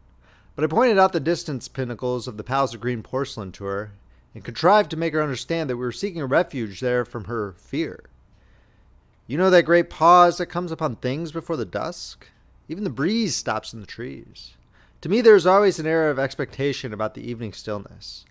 The sky was clear, remote, and empty save for a few horizontal bars far down in the sunset. Well, that night the expectation took the color of my fears. In that darkling calm my senses seemed preternaturally sharpened. I fancied I could even feel the hollowness of the ground beneath my feet. Could indeed almost see, though, in the Morlocks on their anthill going hither and thither and waiting for the dark. In my excitement I fancied that they would receive my invasion of their burrows as a declaration of war, and why had they taken my time machine? So we went on in the quiet, and the twilight deepened into night. The clear blue of the distance faded, and one star after another came out. The ground grew dim and the trees black. Weena's fears and her fatigue grew upon her. I took her in my arms and talked to her and caressed her. Then, as the darkness grew deeper, she put her arms around my neck, and closing her eyes, tightly pressed her face against my shoulder.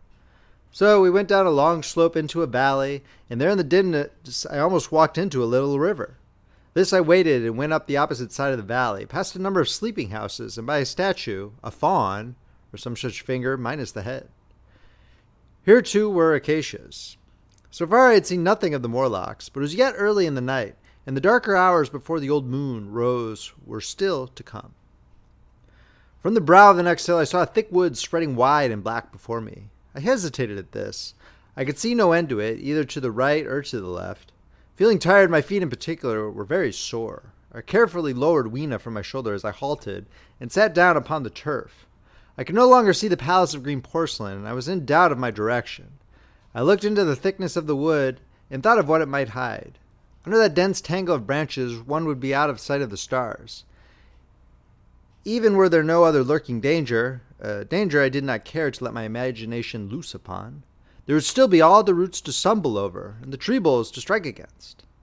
was very tired, too, after the excitements of the day, so I decided that I would not face it, but would pass the night upon the open hill. Weena, I was glad to find, was fast asleep. I carefully wrapped her in my jacket and sat down beside her to wait for the moonrise. The hillside was quiet and deserted, but from the black of the wood there came now and then a stir of living things. Above me shone the stars, for the night was very clear. I felt a certain sense of friendly comfort in their twinkling. All the old constellations had gone from the sky, however. That slow movement which is imperceptible in 100 human lifetimes had long since rearranged them in unfamiliar groupings.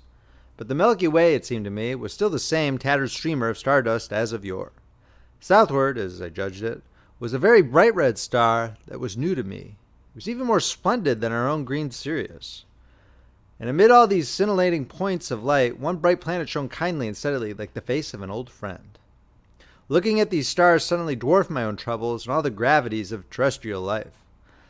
I thought of their unfathomable distance, and the slow inevitable drift of their movements out of the unknown past into the unknown future. I thought of the great processional cycle that the pole of the earth describes.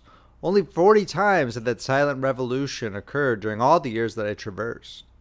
And during these few revolutions, all the activity, all the traditions, the complex organizations, the nations, languages, literatures, aspirations, even the mere memory of man as I knew him, had been swept out of existence.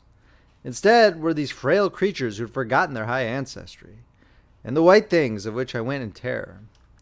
Then I thought of the great fear that was between the two species, and for the first time, with a sudden shiver, came the clear knowledge of what the meat I had seen might be. Yet it was too horrible. I looked at little Weena sleeping beside me, her face white and star-like under the stars, and forthwith dismissed the thought.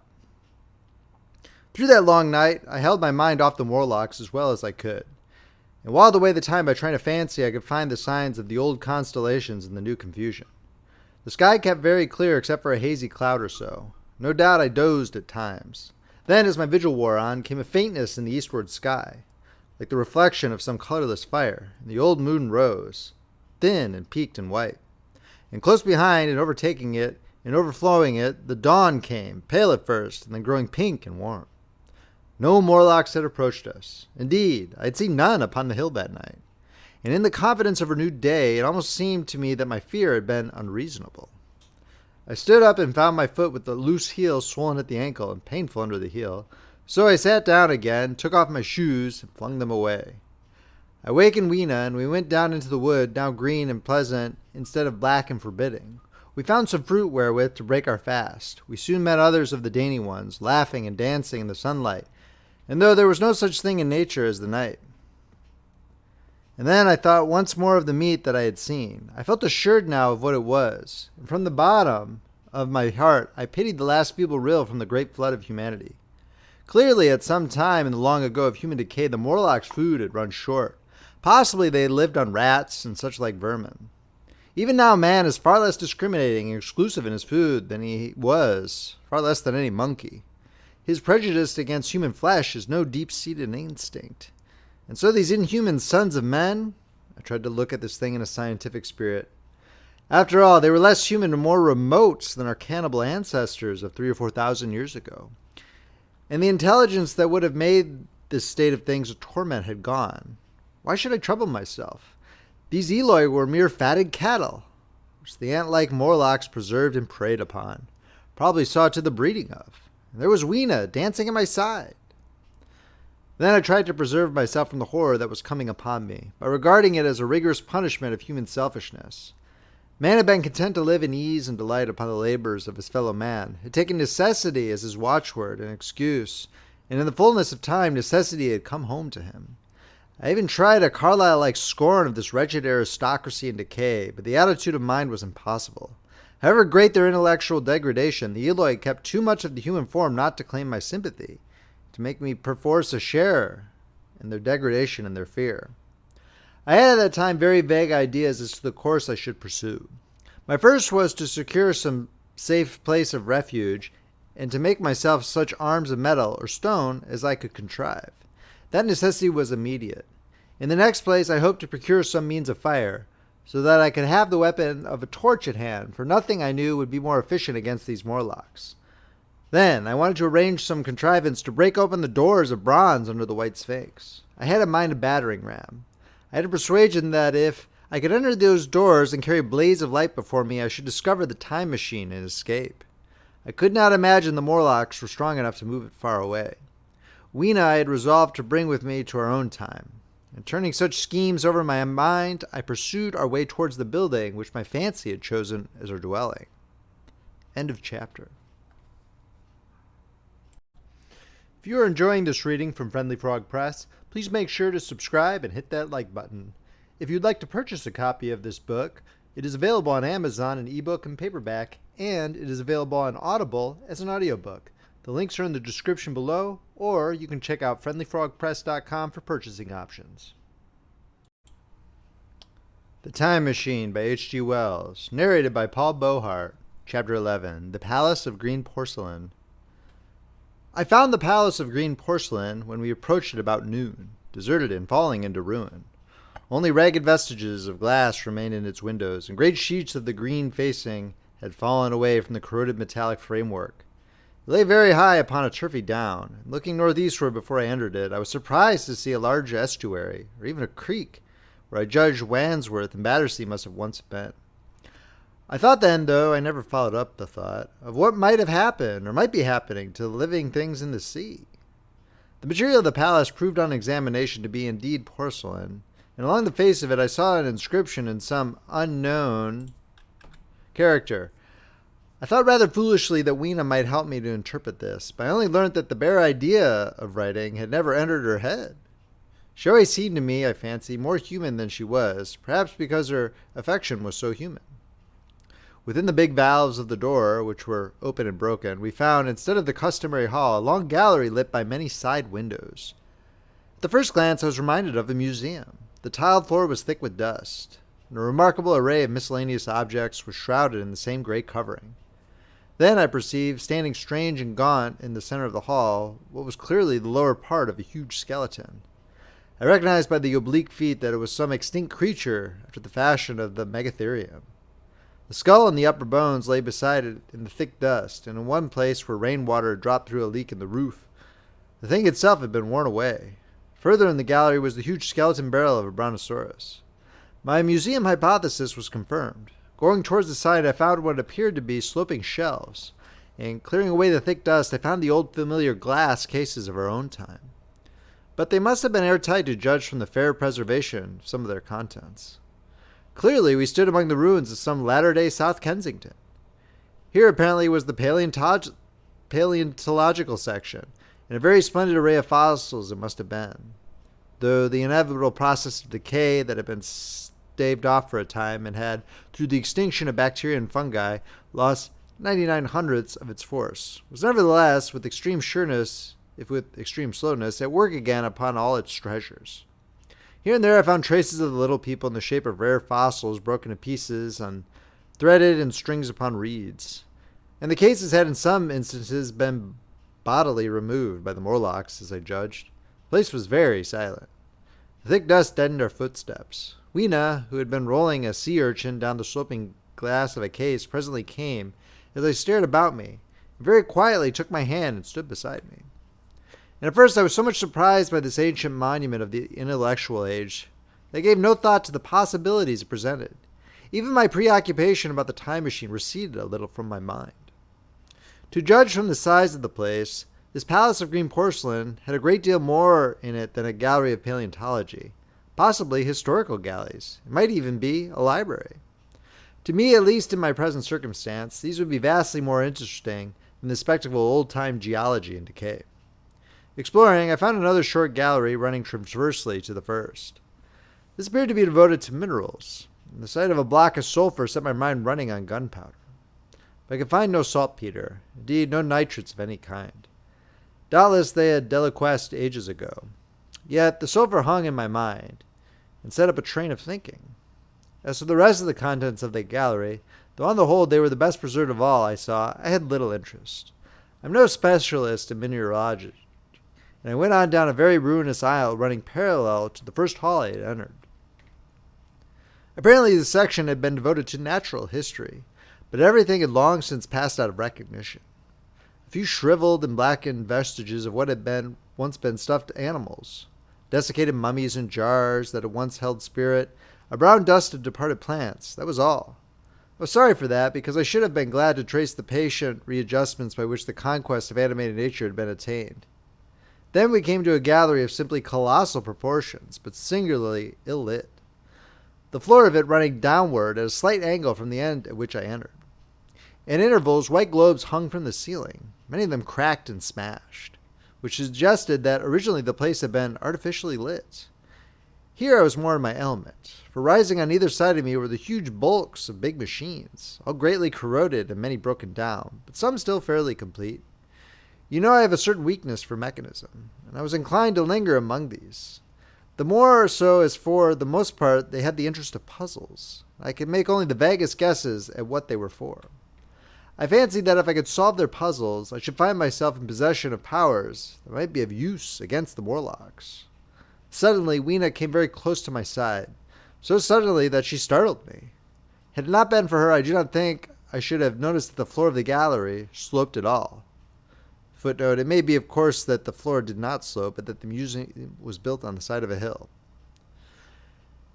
The end I had come in at was quite above ground. It was lit by rare slit-like windows. As you went down the length, the ground came up against these windows, until at last there was a pit-like area of a London house before each, and only a narrow line of daylight at the top. I went slowly along, puzzling about the machines, and had been too intent upon them to notice the gradual diminution of the light, until Weena's increasing apprehensions drew my attention. Then I saw that the gallery ran down at last into a thick darkness. I hesitated, and then, as I looked round me, I saw that the dust was less abundant and its surface less even. Further away towards the dimness, it appeared to be broken by a number of small, narrow footprints. My sense of the immediate presence of the Morlocks revived at that. I felt that I was wasting my time in the academic examination of machinery. It called to mind that it was already far advanced in the afternoon, and that I had still no weapon, no refuge, and no means of making a fire. And then down in the remote blackness of the gallery I heard a peculiar pattering, and the same odd noises I had heard down the well. I took Weena's hand, then, struck with a sudden idea, I left her and turned to a machine from which projected a lever, not unlike those in a signal box. Clambering upon the stand and grasping this lever in my hands, I put all my weight upon it sideways. Suddenly Weena, deserted in the central aisle, began to whimper. I judged the strength of the lever pretty correctly, for it snapped after a minute's strain. I rejoined her with a mace in my hand, more than sufficient, I judged, for any Morlock skull I might encounter. I longed very much to kill a Morlock or so. Very inhuman, you may think, to want to go killing one's own descendants. But it was impossible, somehow, to feel any humanity in the things. Only my disinclination to leave Weena, and a persuasion that if I began to slake my thirst for murder, my time machine might suffer, restrained me from going straight down the gallery and killing the brutes I heard. Well, mace in one hand and Weena in the other, I went out of that gallery and into another and still larger one, which at the first glance reminded me of a military chapel hung with tattered flags. The brown and charred rags that hung from the sides of it I presently recognized as the decaying vestiges of books. They had long since dropped to pieces, and every semblance of print had left them. But here and there were warped boards and cracked metallic clasps that told the tale well enough. Had I been a literary man, I might perhaps have moralized upon the futility of all ambition. But as it was, the thing that struck me with keenest force was the enormous waste of labor to which this somber wilderness of rotting paper testified. At the time, I will confess that I thought chiefly of the philosophical transactions in my own 17 papers upon physical optics. Then, going up a broad staircase, we came to what may once have been a gallery of technical chemistry. And here I had not a little hope of useful discoveries. Except at one end, where the roof had collapsed, this gallery was well preserved. I went eagerly to every unbroken case, and at last, in one of the really airtight cases, I found a box of matches. Very eagerly I tried them. They were perfectly good. They were not even damp. I turned to Weena. "Dance!" I cried to her in her own tongue. For now I had a weapon, indeed, against the horrible creatures we feared. And so, in that derelict museum, upon the thick soft carpeting of dust, to Weena's huge delight, I solemnly performed a kind of composite dance, whistling "The Land of the Leal" as cheerfully as I could. In part it was a modest can-can, in part a step dance, in part a skirt dance, so far as my tailcoat permitted, and in part original. for I am naturally inventive, as you know. Now, I still think that for this box of matches to have escaped the aware of time for immemorial years was the most strange, as for me it was a most fortunate thing. Yet oddly enough, I found a far unlikelier substance, and that was camphor.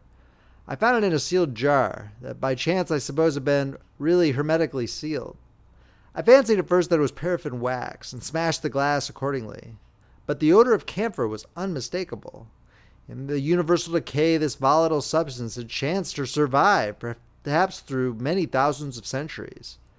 It reminded me of a sepia painting I had once seen done from the ink of a fossil belemnite that must have perished and become fossilized millions of years ago. I was about to throw it away, but I remembered that it was inflammable and burnt with a good bright flame. It was, in fact, an excellent candle, and I put it in my pocket. I found no explosives, however, nor any means of breaking down the bronze doors. As yet, my iron crowbar was the most helpful thing I had chanced upon. Nevertheless, I left that gallery greatly elated. I cannot tell you all the story of that long afternoon. It required a great effort of memory to recall my explorations in all the proper order. I remember a long gallery of rusting stands of arms, and how I hesitated between my crowbar and a hatchet or a sword. I could not carry both, however. My bar of iron promised best against the bronze gates. There were numbers of guns, pistols, and rifles. The most were masses of rust, but many were of some new metal, still fairly sound. But any cartridges or powder there may once have been had rotted into dust. One corner I saw was charred and shattered, perhaps, I thought, by an explosion among the specimens. Another place was a vast array of idols, Polynesian, Mexican, Grecian, Phoenician, every country on earth, I should think. And here, yielding to an irresistible impulse, I wrote my name upon the nose of a stereotype monster from South America that particularly took my fancy. As the evening drew on, my interest waned. I went through gallery after gallery, dusty, silent, often ruinous, the exhibits sometimes mere heaps of rust and lignite, sometimes fresher. In one place I suddenly found myself near the model of a tin mine. And then by the merest accident I discovered in an airtight case 2 dynamite cartridges. I shouted, "Eureka!" and smashed the case with joy. Then came a doubt. I hesitated. And selecting a little side gallery, I made my essay. I never felt such a disappointment as I did in waiting 5, 10, 15 minutes for explosion that never came. Of course the things were dummies, as I might have guessed from their presence. I really believe that if they'd not been so, I should have rushed off incontinently and blown Sphinx, bronze doors, and, as it proved, my chances of finding the time machine altogether into non-existence. It was after that, I think, that we came to a little open court within the palace. It was turfed and had 3 fruit trees, so we rested and refreshed ourselves. Towards sunset, I began to consider our position. Night was creeping upon us, and my inaccessible hiding place had still to be found. But that troubled me very little now. I had in my possession a thing that was, perhaps, the best of all defenses against the Morlocks. I had matches. I had the camphor in my pocket, too, if a blaze were needed. It seemed to me that the best thing we could do would be to pass the night in the open, protecting by a fire. In the morning there was the getting of the time machine. Towards that, as yet, I had only my iron mace. But now, with my growing knowledge, I felt very differently towards those bronze doors. Up to this, I had refrained from forcing them, largely because of the mystery on the other side. They had never impressed me as being very strong, and I hoped to find my bar of iron not altogether inadequate for the work. End of chapter. The Time Machine by H.G. Wells. Narrated by Paul Beauheart. Chapter 12. In the Darkness. We emerged from the palace while the sun was still in part above the horizon. I was determined to reach the White Sphinx early the next morning, and ere the dusk I purposed pushing through the woods that had stopped me on the previous journey. My plan was to go as far as possible that night, and then, building a fire, to sleep in the protection of its glare. Accordingly, as we went along, I gathered any sticks or dried grass I saw, and presently had my arms full of such litter. Thus loaded, our progress was slower than I had anticipated, and besides, Weena was tired. And I also began to suffer from sleepiness too, so that it was full night before we reached the wood. Upon the shrubbery hill of its edge Weena would have stopped, fearing the darkness before us, but a singular sense of impending calamity, that should indeed have served me as a warning, drove me onward. I had been without sleep for a night and 2 days, and I was feverish and irritable. I felt sleep coming upon me, and the Morlocks with it. While we hesitated among the black bushes behind us, dim against their blackness, I saw 3 crouching figures. There was scrub and long grass all about us, and I did not feel safe from their insidious approach. The forest, I calculated, was rather less than a mile across. If we could get through it to the bare hillside, there, as it seemed to me, was an altogether safer resting place. I thought that with my matches and my camphor I could contrive to keep my path illuminated through the woods. Yet it was evident that if I was to flourish matches with my hands, I should have to abandon my firewood. So, rather reluctantly, I put it down. And then it came into my head that I would amaze our friends behind by lighting it. I was to discover the atrocious folly of this proceeding, but it came to my mind as an ingenious move for covering our retreat. I don't know if you have ever thought what a rare thing flame must be in the absence of man and in a temperate climate. The sun's heat is rarely strong enough to burn, even when it is focused by dewdrops, as is sometimes the case in more tropical districts. Lightning may blast and blacken, but it rarely gives rise to widespread fire. Decaying vegetation may occasionally smolder with the heat of its fermentation, but this rarely results in flame. In this decadence, too, the art of fire-making had been forgotten on the earth. The red tongues that went licking up my heap of wood were an altogether new and strange thing to Weena. She wanted to run to it and play with it. I believe she would have cast herself into it had I not restrained her. But I caught her up, and in spite of her struggles, plunged boldly before me into the wood. For a little way the glare of my fire lit the path. Looking back presently, I could see, through the crowded stems, that from my heap of sticks the blaze had spread to some bushes adjacent, and a curved line of fire was creeping up the grass of the hill. I laughed at that, and turned again to the dark trees before me. It was very black, and Weena clung to me convulsively. But there was still, as my eye grew accustomed to the darkness, sufficient light for me to avoid the stems. Overhead it was simply black, except where a gap of remote blue sky shone down upon us here and there. I lit none of my matches because I had no hand free. Upon my left arm I carried my little one. In my right hand I had my iron bar. For some way I heard nothing but the crackling twigs under my feet, the faint rustle of the breeze above, and my own breathing and the throb of the blood vessels in my ears. Then I seemed to know of a pattering behind me. I pushed on grimly. The pattering grew more distinct, and then I caught the same queer sound and voices I had heard. They were closing in behind me. Indeed, in another minute I felt a tug at my coat, and something in my arm, and Weena shivered violently and became quite still. It was time for a match, but to get one I must put her down. I did so, and I fumbled with my pocket. A struggle began in the darkness about my knees. Perfectly silent on her part, and with the same peculiar cooling sounds from the Morlocks. Soft little hands, too, were creeping over my coat and back, touching even my neck. Then the match scratched and fizzed. I held it flaring and saw the white backs of the Morlocks in flight amid the trees. I hastily took a lump of camphor from my pocket and prepared to light it as soon as the match should wane. Then I looked at Weena. She was lying clutching my feet and quite motionless, with her face to the ground. With a sudden fright I stooped to her. She seemed scarcely to breathe.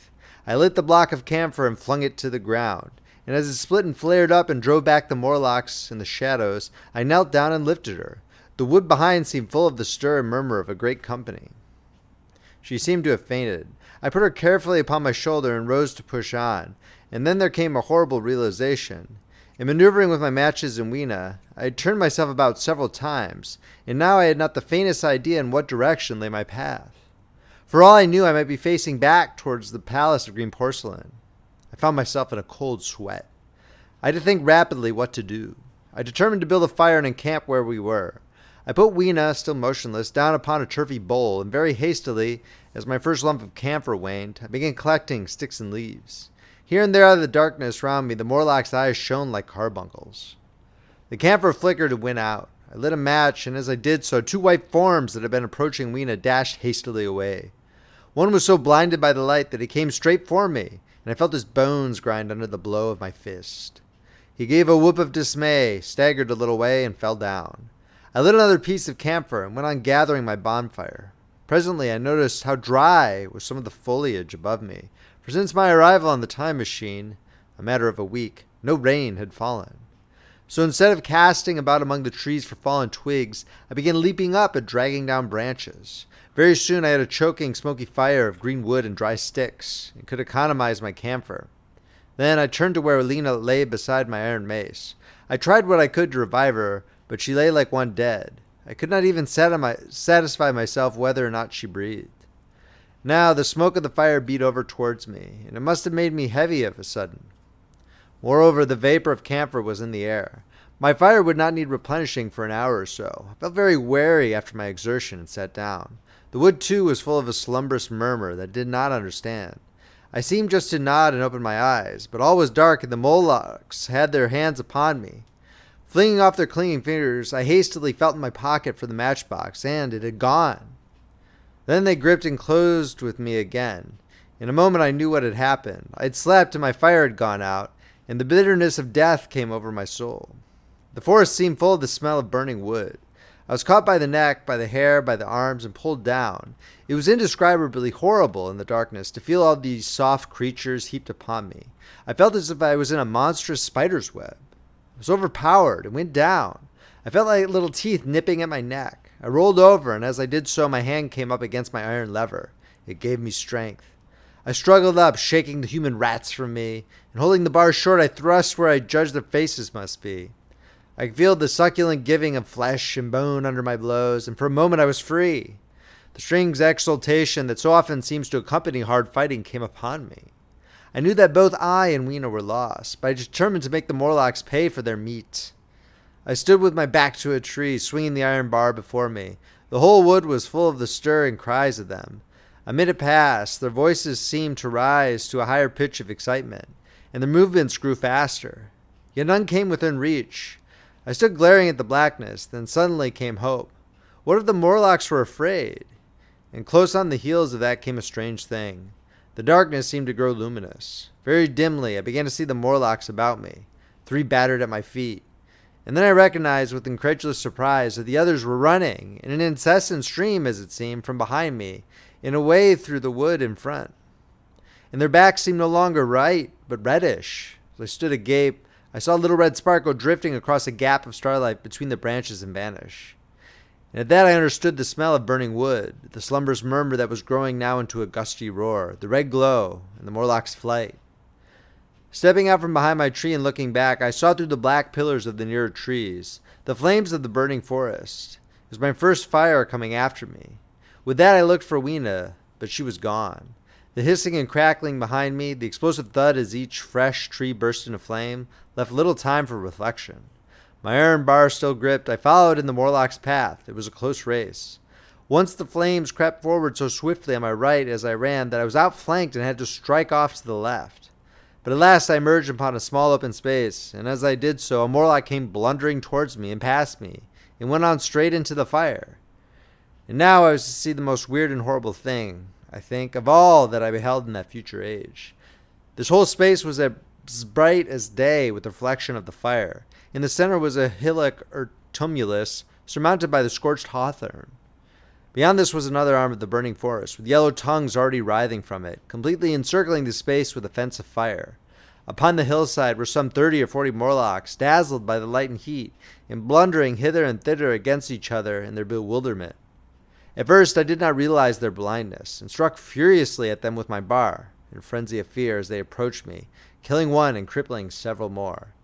But when I had watched the gestures of one of them groping under the hawthorn against the red sky, and heard their moans, I was assured of their absolute helplessness and misery in the glare. I struck no more of them. Yet every now and then one would come straight towards me, setting loose a quivering horror that made me quick to elude him. At one time the flames died down somewhat, and I feared the foul creatures would presently be able to see me. I was thinking of beginning the fight by killing some of them before this should happen, but the fire burst out again brightly, and I stayed my hand. I walked about the hill among them and avoided them, looking for some trace of Weena, but Weena was gone. At last I sat down on the summit of the hillock and watched this strange, incredible company of blind things groping to and fro and making uncanny noises to each other as the glare of the fire beat on them. The coiling uprush of smoke streamed across the sky, and through the rare tatters of that red canopy, remote as though they belonged to another universe, shone the little stars.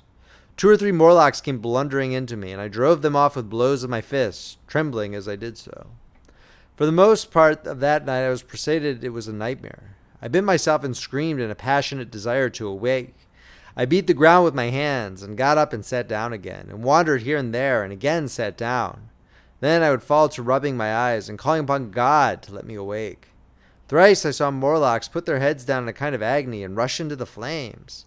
But at last, above the subsiding red of the fire, above the streaming masses of black smoke, and the whitening of blackening tree stumps, and the diminishing numbers of these dim creatures, came the white light of the day.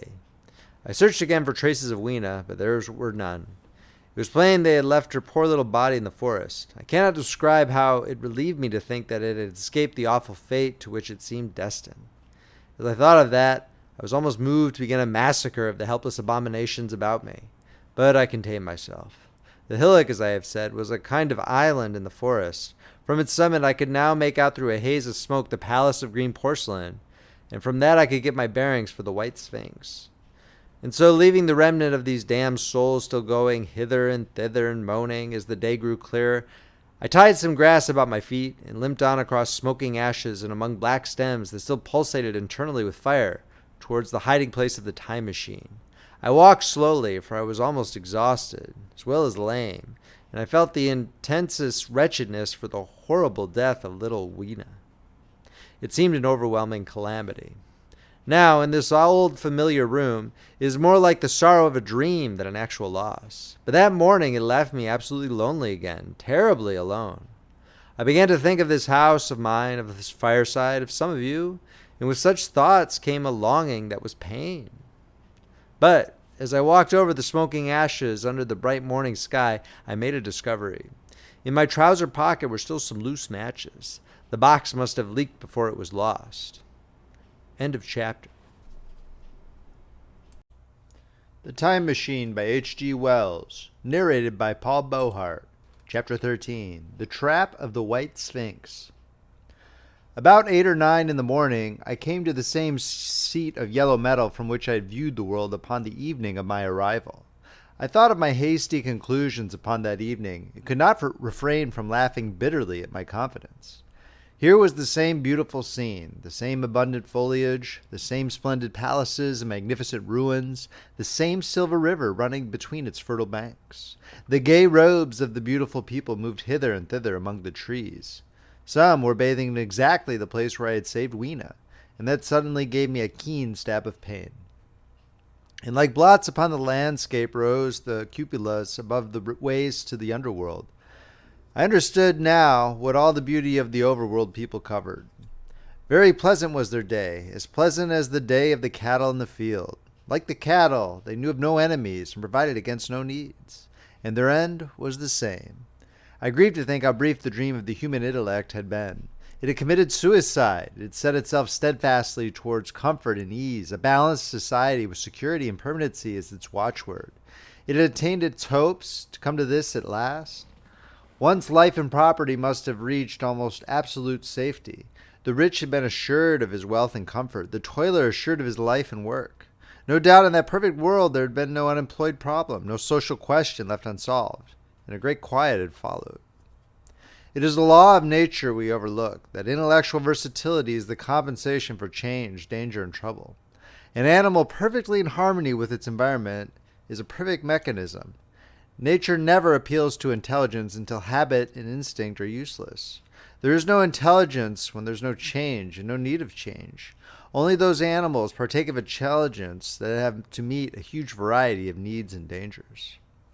So, as I see it, the upper world man had drifted towards his feeble prettiness, and the other world to mere mechanical industry. But that perfect state had lacked one thing even for mechanical perfection: absolute permanency. Apparently, as time went on, the feeding of an underworld, however it was effected, had become disjointed. Mother Necessity, who had been staved off for a few thousand years, came back again, and she began below. The underworld being in contact with machinery which, however perfect, still needs some little thought outside habit, had probably retained perforce rather more initiative, if less of every other human character than the upper. And when other meat failed them, they turned to what old habit had hitherto forbidden. So I say I saw it in my last view of the world of 800 and 2701. It may be as wrong an explanation as mortal wit could invent. It is how the thing shaped itself to me, and as that I give it to you. After the fatigues, excitements, and terrors of the past days, and in spite of my grief, this seat and the tranquil view and warm sunlight were very pleasant. I was very tired and sleepy, and soon my theorizing passed into dozing. Catching myself at that, I took my own hint, and spreading myself out upon the turf, I had a long and refreshing sleep. I woke a little before sunsetting. I now felt safe against being caught napping by the Morlocks, and stretching myself, I came on down the hill towards the White Sphinx. I had my crowbar in one hand, and the other hand played with the matches in my pocket. And now came a most unexpected thing. As I approached the pedestal of the Sphinx, I found the bronze valves were open. They'd slid down into grooves. At that I stopped short before them, hesitating to enter. Within was a small apartment, and on a raised place in the corner of this was the time machine. I had the small levers in my pocket. So here, after all my elaborate preparations for the siege of the White Sphinx, was a meek surrender. I threw my iron bar away, almost sorry not to use it. A sudden thought came into my head as I stooped towards the portal. For once, at least, I grasped the mental operations of the Morlocks. Suppressing a strong inclination to laugh, I stepped through the bronze frame and up to the time machine. I was surprised to find it had been carefully oiled and cleaned. I've suspected since that the Morlocks had even partially taken it to pieces while trying in their dim way to grasp its purpose. Now, as I stood and examined it, finding a pleasure in the mere touch of the contrivance, the thing I had expected happened. The bronze panel suddenly slid up and struck the frame with a clang. I was in the dark, trapped, so the Morlocks thought. At that I chuckled gleefully. I could already hear their murmuring laughter as they came towards me. Very calmly I tried to strike the match. I had only to fix on the levers and depart then like a ghost. But I had overlooked one little thing. The matches were of that abominable kind that light only on the box. You may imagine how all my calm vanished. The little brutes were close upon me. One touched me. I made a sweeping blow in the dark at them with the levers and began to scramble into the saddle of the machine. Then came one hand upon me, and then another. Then I had simply to fight against their persistent fingers for my levers, and at the same time feel for the studs over which these fitted. One indeed, they almost got away from me. As it slipped from my hand, I had to butt in the dark with my head. I could hear the Morlock's skull ring to recover it.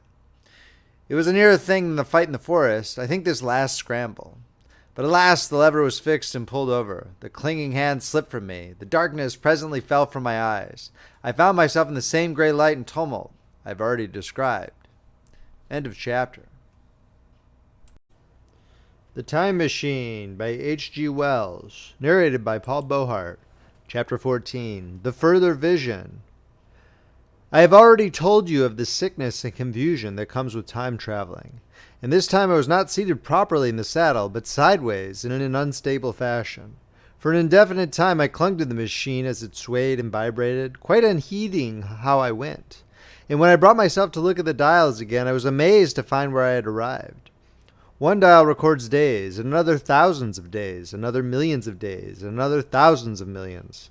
Now, instead of reversing the levers, I had pulled them over so as to go forward with them.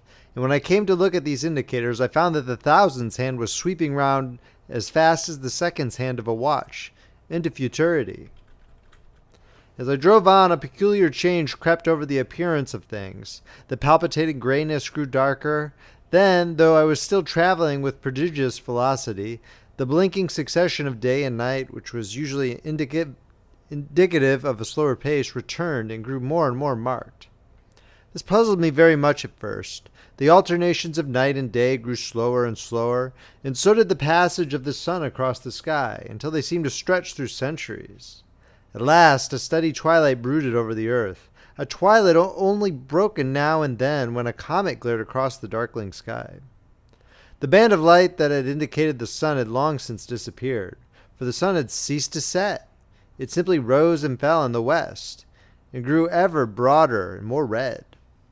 All trace of the moon had vanished. The circling of the stars, growing slower and slower, had given place to creeping points of light.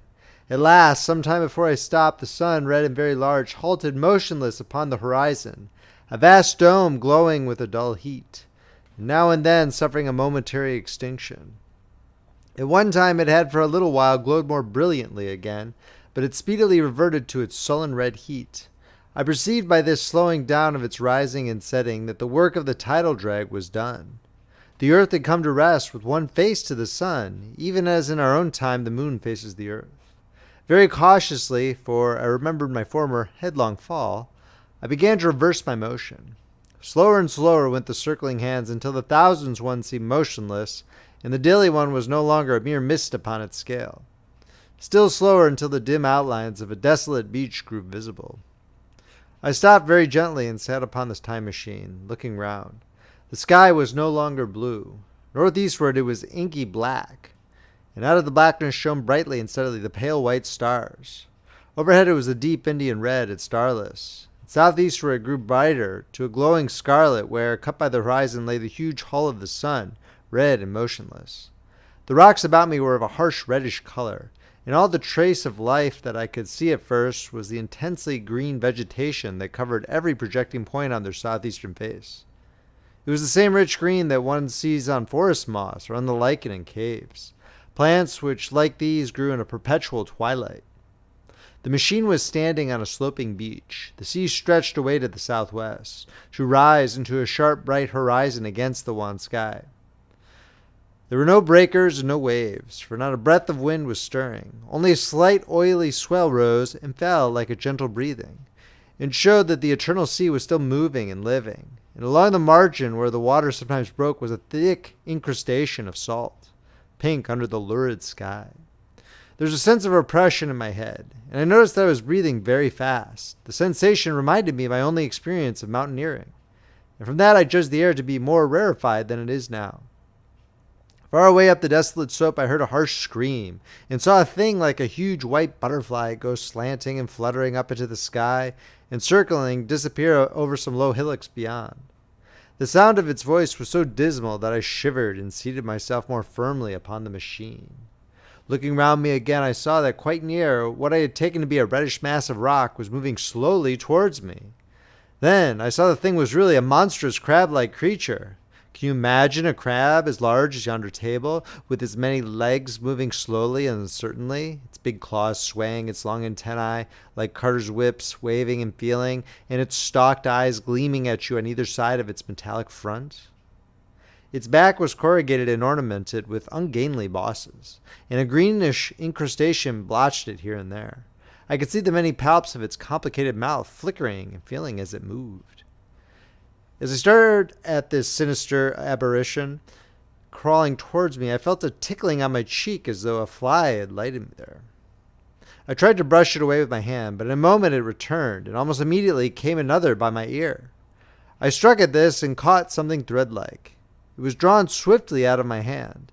With a frightful qualm, I turned and I saw that I grasped the antenna of another monster crab that stood just behind me. Its evil eyes were wriggling on their stalks. Its mouth was all alive with appetite. Its vast ungainly claws, smeared with an algal slime, were descending upon me. In a moment my hand was on the lever, and I placed a month between myself and these monsters. But I was still on the same beach, and I saw them distinctly now as soon as I stopped. Dozens of them seemed to be crawling here and there, in the somber light, among the foliated sheets of intense green. I cannot convey the sense of abominable desolation that hung over the world. The red eastern sky, the northward blackness, the salt dead sea, the stony beach crawling with these foul, slow-stirring monsters, the uniform poisonous-looking green of all the lichenous plants, the thin air that hurt one's lungs, all contributed to an appalling effect. I moved on 100 years, and there was the same red sun, a little larger, a little duller, the same dying sea, the same chill air, and the same crowd of earthy crustacea creeping in and out among the green weed and the red rocks. And in the westward sky I saw a curved pale line like a vast new moon. So I traveled, stopping over and again, in great strides of 1,000 years or more, drawn on by the mystery of the earth's fate, watching with a strange fascination the sun grow larger and duller in the westward sky, and the life of the old earth ebb away. At last, more than 30 million years hence, the huge red hot dome of the sun had come to obscure nearly a tenth part of the darkling heavens. Then I stopped once more, for the crawling multitude of crabs had disappeared, and the red beach, save for its livid green liverworts and lichens, seemed lifeless. And now it was flecked with white, a bitter cold assailed me. Rare white flakes ever and again came eddying down. To the northeastward, the glare of snow lay under the starlight of the stable sky, and I could see an undulating crest of hillocks pinkish white. There were fringes of ice along the sea margin, with drifting masses further out. But the main expanse of that salt ocean, all bloody under the eternal sunset, was still unfrozen. I looked about me to see if any traces of animal life remained. A certain indefinable apprehension still kept me in the saddle of the machine. But I saw nothing moving, in earth or sky or sea. The green slime on the rocks alone testified that life was not extinct. A shallow sandbank had appeared in the sea, and the water had receded from the beach. I fancied I saw some black object flopping about upon this bank, but it became motionless as I looked at it, and I judged that my eye had been deceived, and that the black object was merely a rock. The stars in the sky were intensely bright and seemed to me to twinkle very little. Suddenly, I noticed that the circular westward outline of the sun had changed, that a concavity, a bay, had appeared in the curve.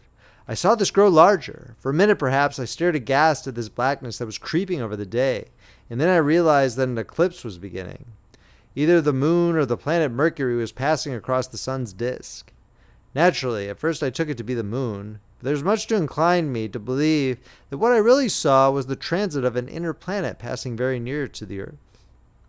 The darkness grew apace. A cold wind began to blow in freshening gusts from the east, and the showering white flakes in the air increased in number. From the edge of the sea came a ripple and a whisper. Beyond these lifeless sounds, the world was silent. Silent? It would be hard to convey the stillness of it. All the sounds of man, the bleating of sheep, the cries of birds, the hum of insects, the stir that makes the background of our lives, all that was over. As the darkness thickened, the eddying flakes grew more abundant, dancing before my eyes, and the cold of the air more intense. At last, one by one, swiftly, one after the other, the white peaks of the distant hills vanished into blackness. The breeze rose to a moaning wind. I saw the black central shadow of the eclipse sweeping towards me. In another moment, the pale stars alone were visible. All else was rayless obscurity. The sky was absolutely black. A horror of this great darkness came upon me. The cold that smote to my marrow and the pain I felt in breathing overcame me. I shivered, and a deadly nausea seized me. Then, like a red-hot bow in the sky appeared the edge of the sun. I got off the machine to recover myself. I felt giddy and incapable of facing the return journey. As I stood stricken and confused, I saw again the moving thing upon the shoal. There was no mistake now that it was a moving thing.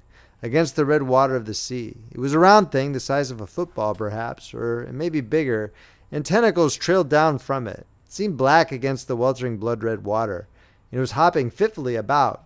Then I felt I was fainting, but a terrible dread of lying helpless in that remote and awful twilight sustained me while I clambered upon the saddle. End of chapter.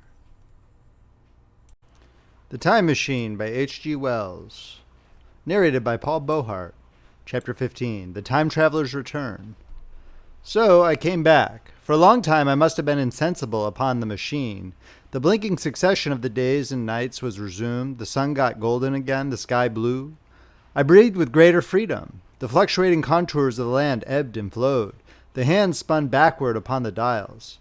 At last I saw again the dim shadows of houses, the evidences of decadent humanity. These too changed and passed, and others came. Presently, when the million dial was at 0, I slackened speed. I began to recognize our own pretty and familiar architecture. The thousands hand ran back to the starting point. The night and day flapped slower and slower. Then the old walls of the laboratory came round me. Very gently now I slowed the mechanism down. I saw one little thing that seemed odd to me. I think I've told you that when I set out before my velocity became very high, Mrs. Watchett had walked across the room, traveling, as it seemed to me, like a rocket.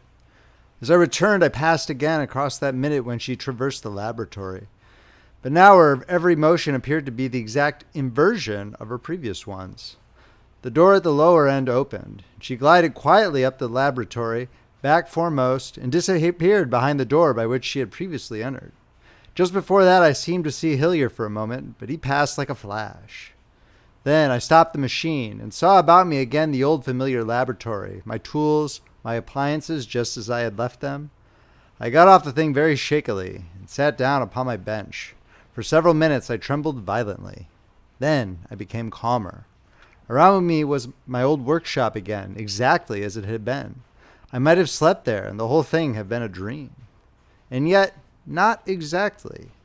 The thing had started from the southeast corner of the laboratory.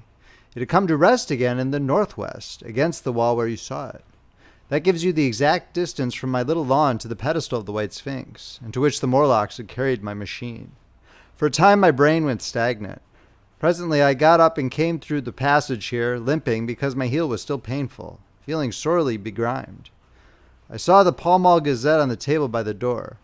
I found the date was indeed today, and looking at the timepiece, saw the hour was almost 8 o'clock. I heard your voices and the clatter of plates. I hesitated.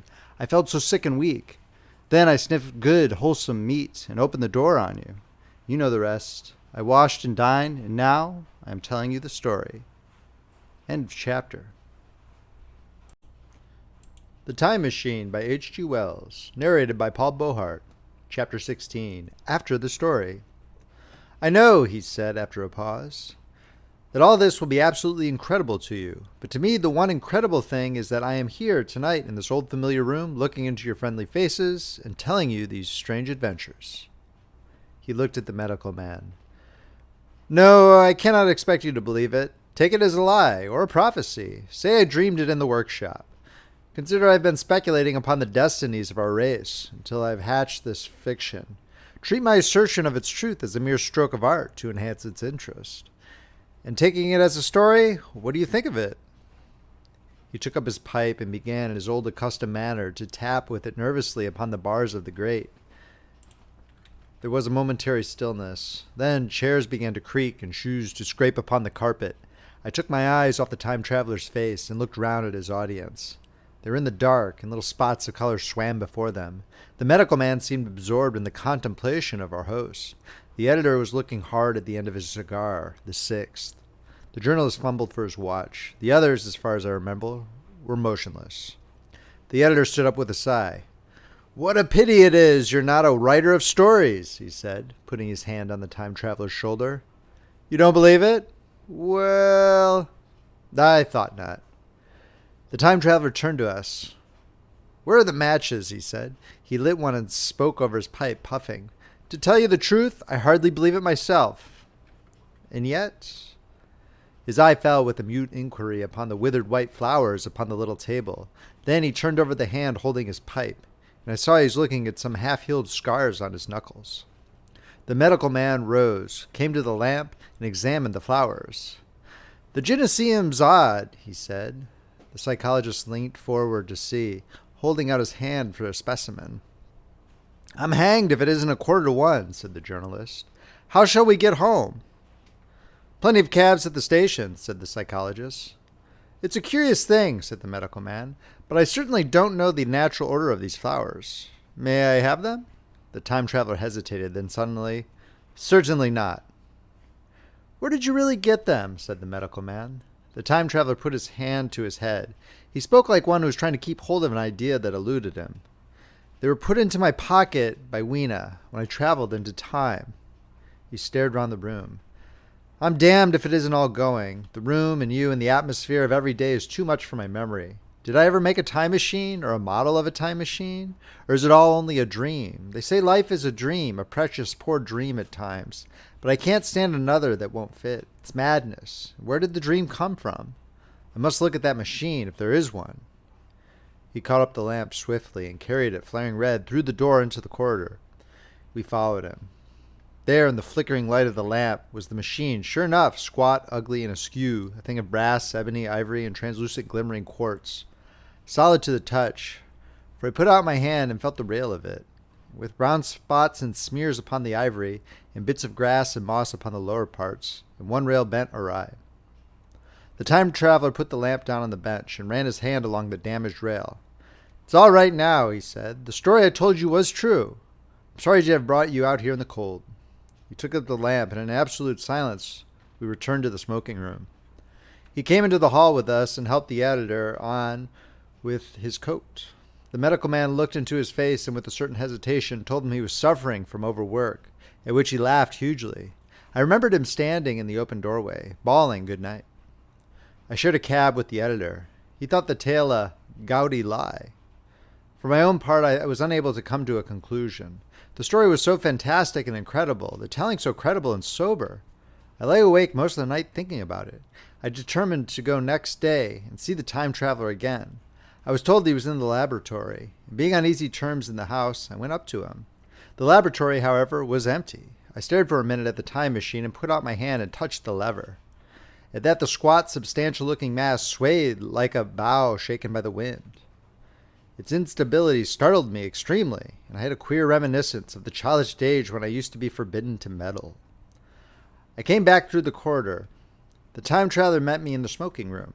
He was coming from the house. He had a small camera under one arm and a knapsack under the other. He laughed when he saw me and gave me an elbow to shake. "I'm frightfully busy," said he, "with that thing in there." "But is it not some hoax?" I said. "Do you really travel through time?" "Really and truly, I do." He looked frankly into my eyes. He hesitated. His eye wandered about the room. "I only want half an hour," he said. "I know why you came, and it's awfully good of you. There's some magazines here. If you'll stop to lunch, I'll preview this time traveling up to the hilt, specimens and all, if you'll forgive my leaving you now." I consented, hardly comprehending then the full import of his words, and he nodded and went on down the corridor. I heard the door of the laboratory slam, seated myself in a chair, and took up a daily paper. What was he going to do before lunchtime? Then suddenly I was reminded by an advertisement that I promised to meet Richardson, the publisher, at 2. I looked at my watch and saw that I could barely save that engagement. I got up and went down the passage to tell the time traveler. As I took hold of the handle of the door, I heard an exclamation, oddly truncated at the end, and a click and a thud. A gust of air whirled round me as I opened the door, and from within came the sound of broken glass falling on the floor. The time traveler was not there. I seemed to see a ghostly, indistinct figure sitting in a whirling mass of black and brass for a moment, a figure so transparent that the bench behind with its sheets of drawings was absolutely distinct. But this phantasm vanished as I rubbed my eyes. The time machine had gone. Save for a subsiding stir of dust, the further end of the laboratory was empty. A pane of the skylight had apparently just been blown in. I felt an unreasonable amazement. I knew that something strange had happened, and for the moment could not distinguish what the strange thing might be. As I stood staring, the door into the garden opened, and the manservant appeared. We looked at each other, then ideas began to come. "Has Mr. gone out that way?" said I. "No, sir. No one has come out this way. I was expecting to find him here." At that I understood. At the risk of disappointing Richardson, I stayed on, waiting for the time traveler, waiting for the second, perhaps still stranger story, and the specimens and photographs he would bring with him. But I am beginning now to fear that I must wait a lifetime. The time traveler vanished 3 years ago, and as everybody knows now, he has never returned. End of chapter. The Time Machine by H.G. Wells, narrated by Paul Beauheart. Epilogue. One cannot choose but wonder, will he ever return? It may be that he swept back into the past and fell among the blood-drinking, hairy savages of the age of unpolished stone, into the abysses of the Cretaceous Sea, or among the grotesque saurians, the huge reptilian brutes of the Jurassic times. He may even now, if I may use the phrase, be wandering on some plesiosaurus-haunted oolitic coral reef, or beside the lonely saline seas of the Triassic Age. Or did he go forward into one of the nearer ages in which men are still men, but with the riddles of our own time answered, its wearisome problems solved?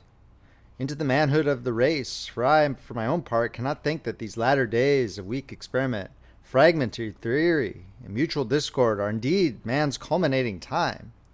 I say for my own part.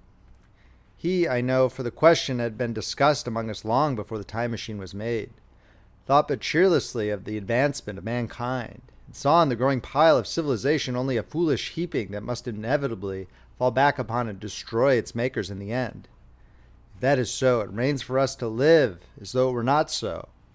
But to me, the future is still black and blank, is a vast ignorance, lit at few casual places by the memory of his story. And I have by me, for my comfort, 2 strange white flowers, shriveled now, and brown and flat and brittle, to witness that even when mind and strength had gone, gratitude and a mutual tenderness still lived on in the heart of man. The end. If you enjoyed this reading, please make sure to subscribe, hit that like button, and check out friendlyfrogpress.com, where you can see where our collection of ebooks, paperbacks, and audiobooks are available.